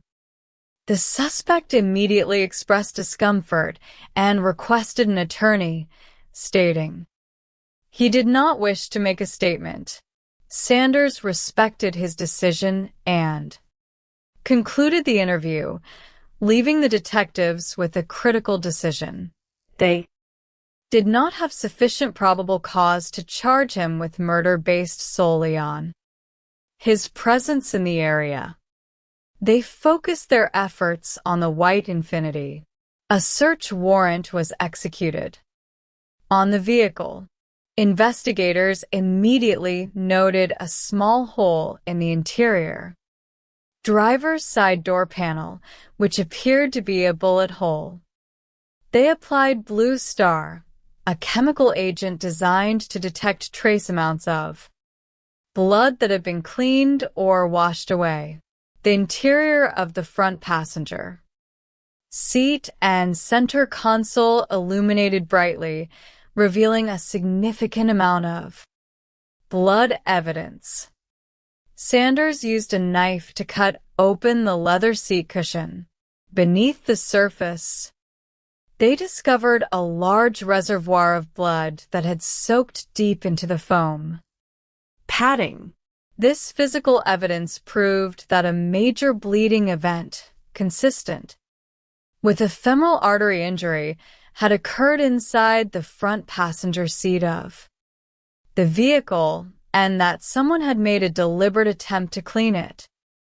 With the forensic evidence established, Sanders prepared a warrant charging the suspect with murder.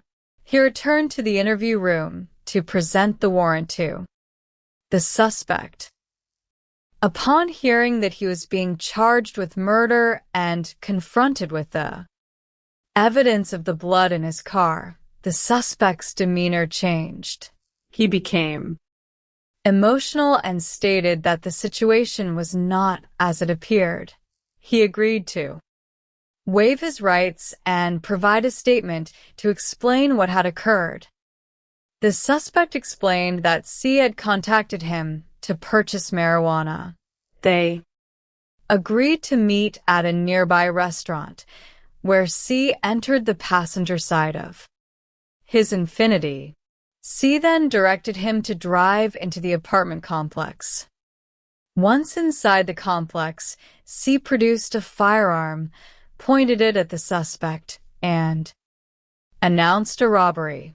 The suspect, fearing for his life, grabbed C's wrist, and a violent struggle ensued over the weapon while the car was still in motion.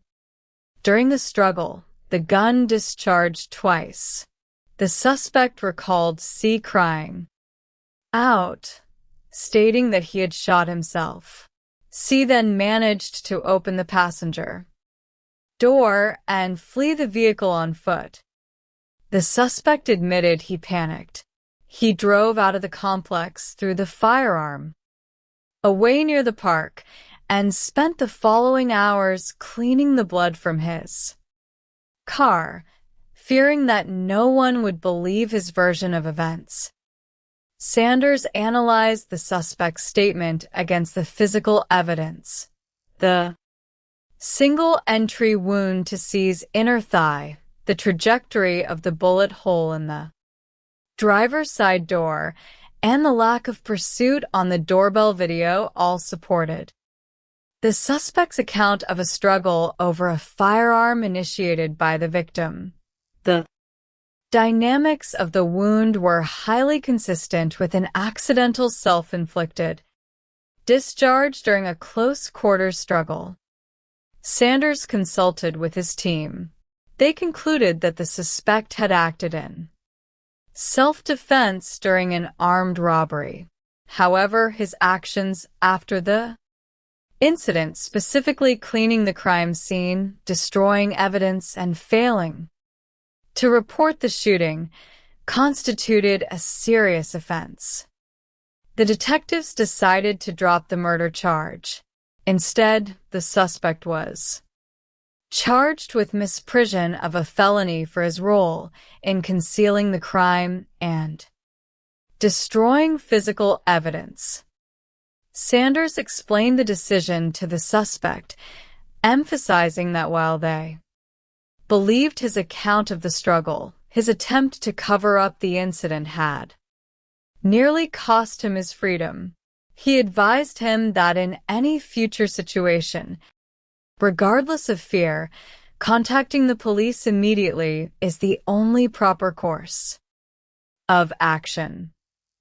The investigation concluded within the 48-hour window. It revealed a tragic chain of decisions.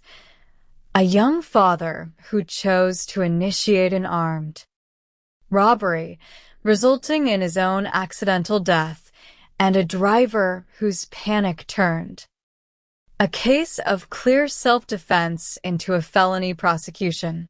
The truth was preserved through the meticulous application of forensic science and the balanced judgment of the investigators who sought a just outcome based on the facts. The chill of a late South Carolina night often carries a quiet stillness, but on this particular morning in North Charleston, the silence was shattered by a desperate, frantic rhythm. At a modest residence on Rolling Fork Road, the occupant was jarred from sleep not by an alarm, but by the terrifying sound of someone violently pounding on the glass and the wooden doors. It was a chaotic, breathless drumming accompanied by muffled screams for help. The resident, gripped by panic, dialed the 3-digit emergency line. The emergency dispatcher received the call at 6 Rolling Fork Road. The caller explained with a trembling voice that an unknown individual was outside, desperately trying to gain entry while pleading for assistance. The dispatcher assured the caller that an officer would be dispatched immediately. Moments later, the police radio crackled to life. A patrolling officer announced he was responding to a robbery call. Upon arriving at the apartment complex, the scene transitioned from a simple disturbance to something far more grim. There was an immense volume of blood staining the pavement. Underneath a first-floor stairwell, tucked away in the shadows of the concrete structure, lay a young man. He was still breathing, but his pulse was rapidly fading. He had sustained a single, devastating gunshot wound to his upper thigh. The officer noted the location of the wound, recognizing that a major blood vessel had likely been severed. Despite the arrival of emergency medical personnel, the young man succumbed to his injury. Homicide detectives understand a fundamental truth of their profession. If they do not secure a solid lead within the first 48 hours of a murder, their chances of solving the case are cut in half. Detective Reams was asleep when the call arrived. He quickly dressed and headed to the scene, joining his colleagues. Under the harsh glow of the flashing blue lights, the victim lay beneath the stairwell. He carried no identification, leaving his identity a mystery to the initial responding officers. His body bore several tattoos, many of which appeared to be gang-affiliated. The forensic investigators noted a single gunshot entry wound on the inner side of his left leg at the thigh.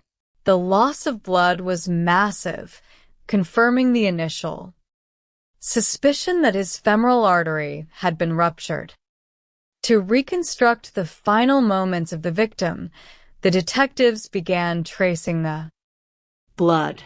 A dark, thick trail led away from the stairwell, winding behind a set of nearby dumpsters.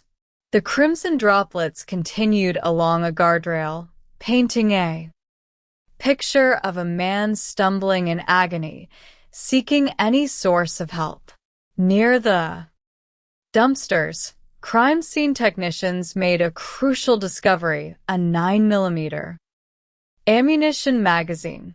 It was fully loaded, yet there was no firearm in the immediate vicinity. The detectives searched the surrounding foliage and leaf piles, even contemplating the use of a metal detector to locate a discarded weapon, but the gun remained missing. Oddly, none of the neighbors reported hearing gunshots. This detail puzzled the investigators. If a firearm had been discharged in the open air of the apartment complex, surely someone would have noticed. Detective Reams theorized that the shooting might have occurred inside a vehicle. A car cabin would muffle the sound of a gunshot significantly, explaining the lack of witnesses to the auditory report. Perhaps the victim had been sitting in a parked car, engaged in a conversation or a transaction when a dispute arose. He was shot, managed to escape the vehicle, and the driver sped away. This hypothesis gained traction when investigators discovered a locked cell phone resting on the ground near the blood trail. The phone was heavily stained with blood, suggesting it belonged to the victim. Recognizing the potential treasure trove of data locked within the device, Detective Reams decided to secure a search warrant to access its contents. He contacted a digital forensics specialist to run a data dump on the phone as soon as the legal authority was granted. They needed to know who the victim had been communicating with, who he was meeting, and what kind of transaction had brought him to Rolling Fork Road.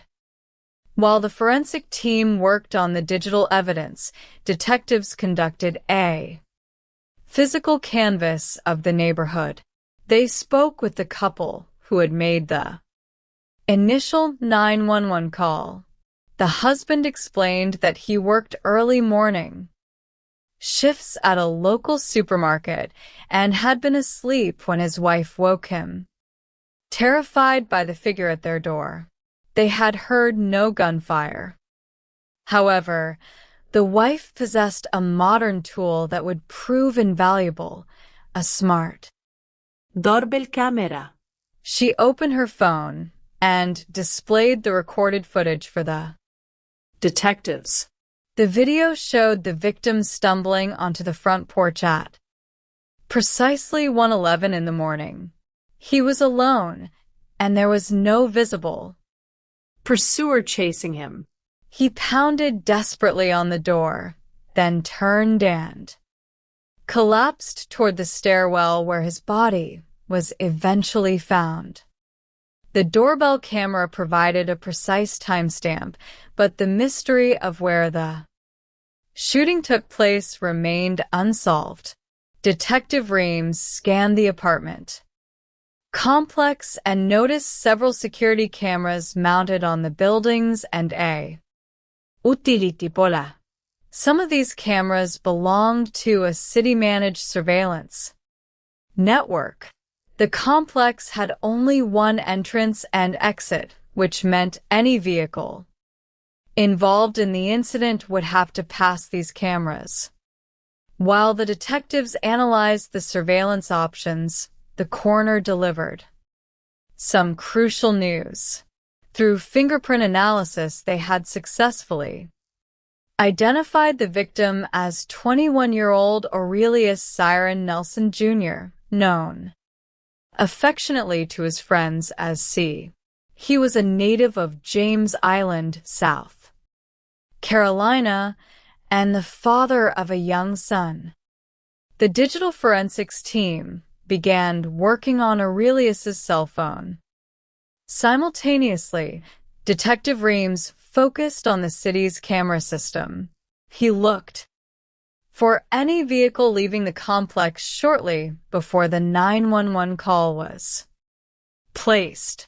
At approximately 1 o'clock in the morning, 5 minutes before Aurelius appeared on the doorbell camera, a pair of headlights appeared on the footage. A vehicle was exiting the complex, turning onto the main road at a high rate of speed. Through careful analysis of the vehicle's taillights and body shape, the detectives identified it as a white or silver sedan, likely an Infiniti. Unfortunately, the camera's resolution was insufficient to read the license plate digits. Detective Reams contacted the security company responsible for the apartment complex's private cameras located near the community pool. The security representative agreed to meet the detective at 8 o'clock in the morning to retrieve the high-definition footage stored in the pool closet. The pool camera footage provided a clearer view of the white sedan. It was indeed a white Infiniti, driving slowly through the parking lot before accelerating out of the complex. However, the camera still failed to capture a clear image of the license plate. As the detectives left the apartment complex, they were approached by a distraught young woman who identified herself as Aurelius's girlfriend. She explained that she had learned of his death from his family. She revealed that she and Aurelius had been living at a nearby extended stay motel, roughly 1 mile away. According to her account, Aurelius had been sleeping earlier that night. Around 1 o'clock in the morning, he suddenly woke up, got dressed, and walked out of the room without saying a word. She did not know if he had received a phone call or a message, but he left on foot, leaving her behind with her friends.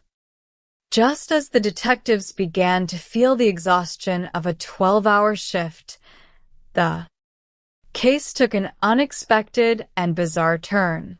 A patrol sergeant spotted a Toyota RAV4 driving down the road. Inside, a passenger was attempting to cover his head with a jacket.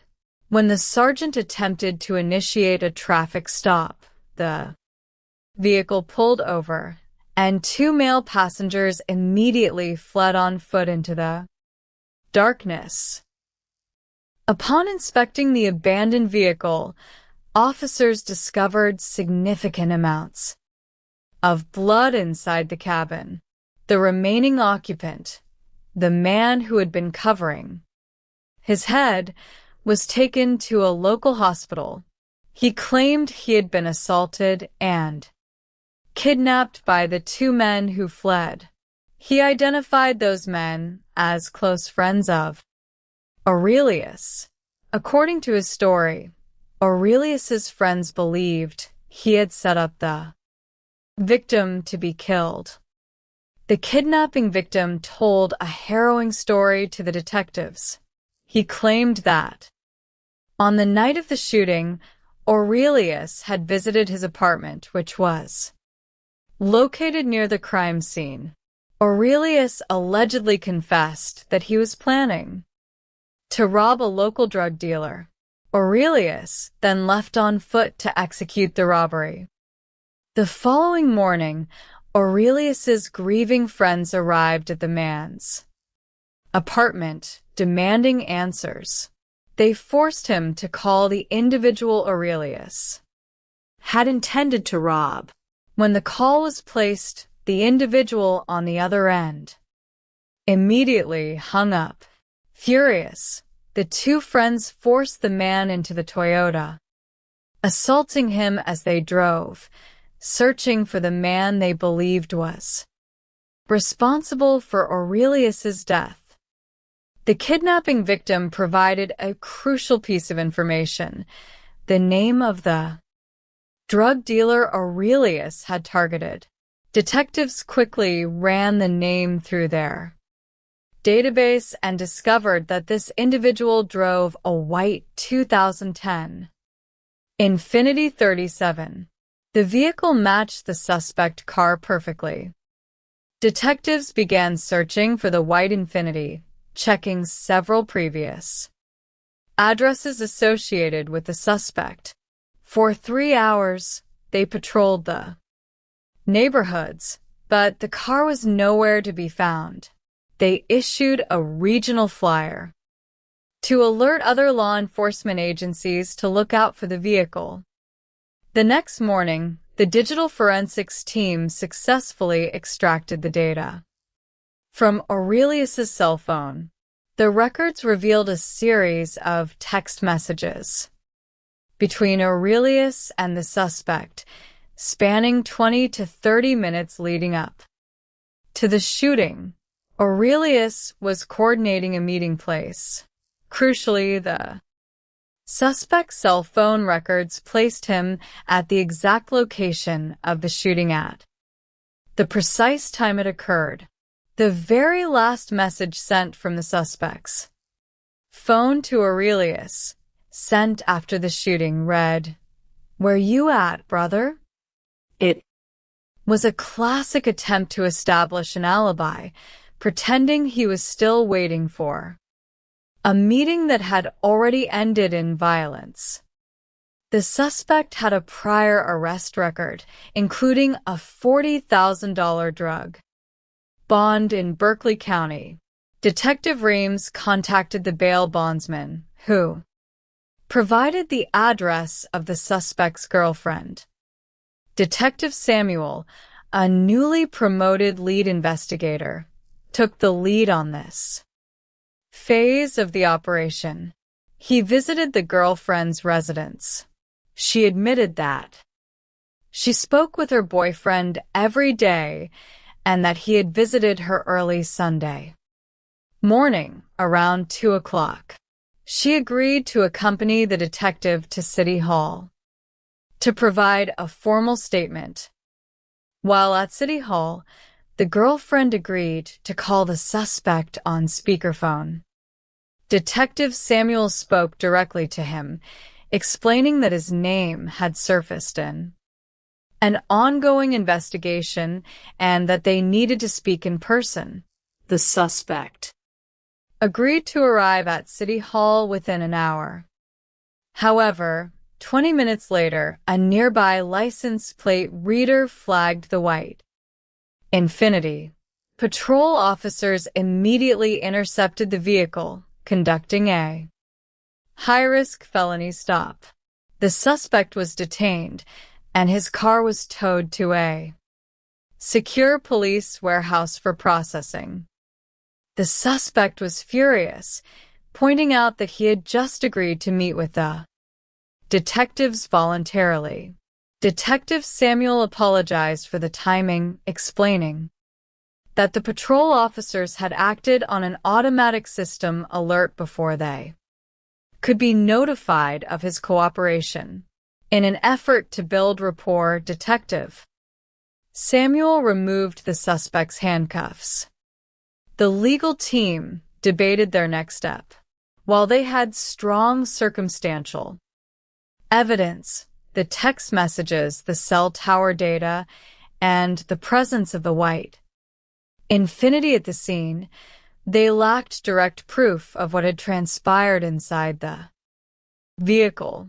Some investigators argued they should charge him with murder immediately. Others, including the lead detectives, felt uncomfortable making such a serious charge without knowing if the shooting was an act of self-defense or even an accidental self-inflicted wound by the victim.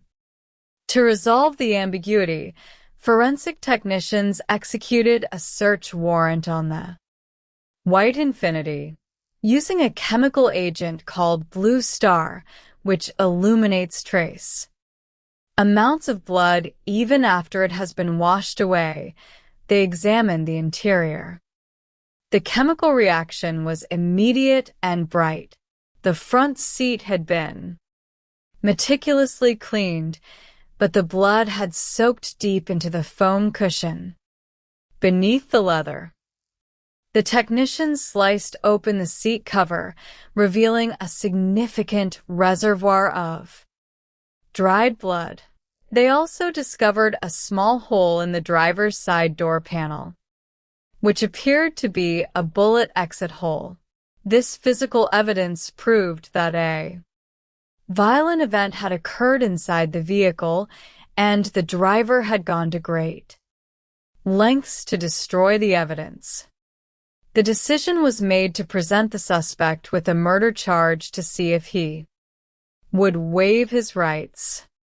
The nature of a homicide investigation is defined by a relentless race against the passage of time for the detectives who dedicate their lives to seeking justice for those who can no longer speak for themselves. The first 48 hours are of paramount importance. Statistically, if a solid lead is not developed within this initial window, the chances of solving the crime are cut in half. The stories that unfold in the quiet corners of our neighborhoods are often tragedies born of misunderstandings, bad rumors, and desperate choices. Through methodical police work, forensic science, and a deep commitment to the communities they serve, investigators labor to bring order to the chaos left behind by violence. This narrative documents 3 separate investigations where dedicated officers confronted the worst of humanity to restore a sense of justice and peace. The first investigation begins on a late afternoon on the west side of Tulsa, Oklahoma. The air was cooling as the day transitioned into twilight. A citizen dialed 911 to report a shocking discovery. The caller explained to the emergency dispatcher that she had been searching for her lost cat collar in a backyard on South 54th West Avenue. The yard belonged to a property where a detached garage had burned down several months prior. While searching through the overgrown grass and debris, she stumbled upon what appeared to be the skeletal remains of a human being. Patrol officers were dispatched immediately to the scene to secure the area and verify the caller's account. Upon arrival, the first responding officers walked through the damp, soot-stained yard. Among the charred wood and melted plastic of the ruined structure, they located the unmistakable shape of a human jawbone. Recognizing the gravity of the situation, the patrol officers immediately established a perimeter with yellow crime scene tape and summoned the homicide unit. Detectives Kennedy and Ward arrived shortly thereafter to take charge of the scene. The fire department had extinguished a major blaze at this detached garage 5 months earlier, in the month of September. At the time of the fire, the structure was packed with stored household items and debris, which prevented the firefighters from noticing the body hidden beneath the wreckage. To assist with the delicate task of recovering the remains, the detectives called upon Dr. Angela Berg, a forensic anthropologist. Dr. Berg carefully examined the position of the skeleton. The legs were visible near the edge of the debris, but the head was tucked deeply beneath the collapsed structural elements of the garage. Dr. Berg noted clear signs of trauma, including skeletal fractures that did not appear to be caused by the heat of the fire. Specifically, she observed a fracture at the base of the skull that strongly resembled a gunshot entrance wound, along with secondary fractures indicative of blunt force trauma. Chunks of bone were missing, likely due to thermal damage from the intense heat of the blaze. The positioning of the body suggested a deliberate attempt to conceal the deceased under the debris before or during the fire. Because of the delicate state of the bones, Dr. Berg decided to wait for daylight to perform a full, systematic excavation and screening of the scene. Meanwhile, Detectives Kennedy and Ward turned their attention to identifying the owner of the property. Public records indicated the name of the homeowner, and patrol officers managed to obtain his telephone number. The neighbor who had discovered the remains explained that she had spoken to the homeowner earlier that evening. She had asked for permission to look in his backyard for her cat's collar, and he had agreed, telling her to lock the gate behind her when she finished. Almost immediately after granting permission, the homeowner drove away. The crime scene investigator, Ross Hall, reached out to the homeowner by telephone, asking if he could return to his residence to speak with the police. The homeowner refused, claiming he was out of town, and eventually claimed to be out of state.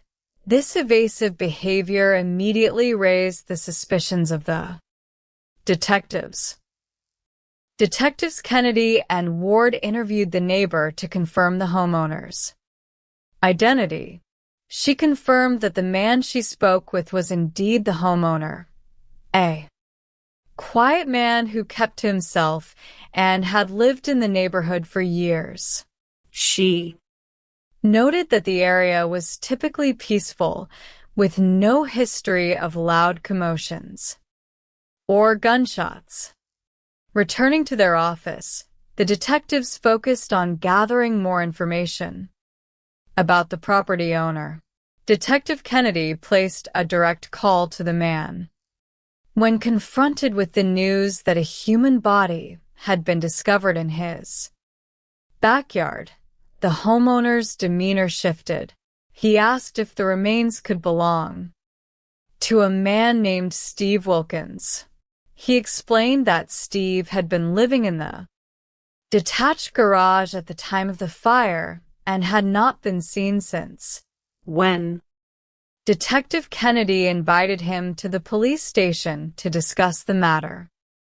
Further, the homeowner expressed discomfort, stating that he felt the police would have a home field advantage at the station. He eventually requested that the detective text him the address of the office. The detectives recognized that while the homeowner was acting highly suspicious, they did not yet have definitive proof of a crime. Steve Wilkins, a 55-year-old man who had lived in Tulsa for over 20 years, was known as a quiet baker and a dedicated volunteer for a local community support group called Neighbors Along the Line. He had 4 children and 3 siblings. No missing persons report had been filed for him since the September fire.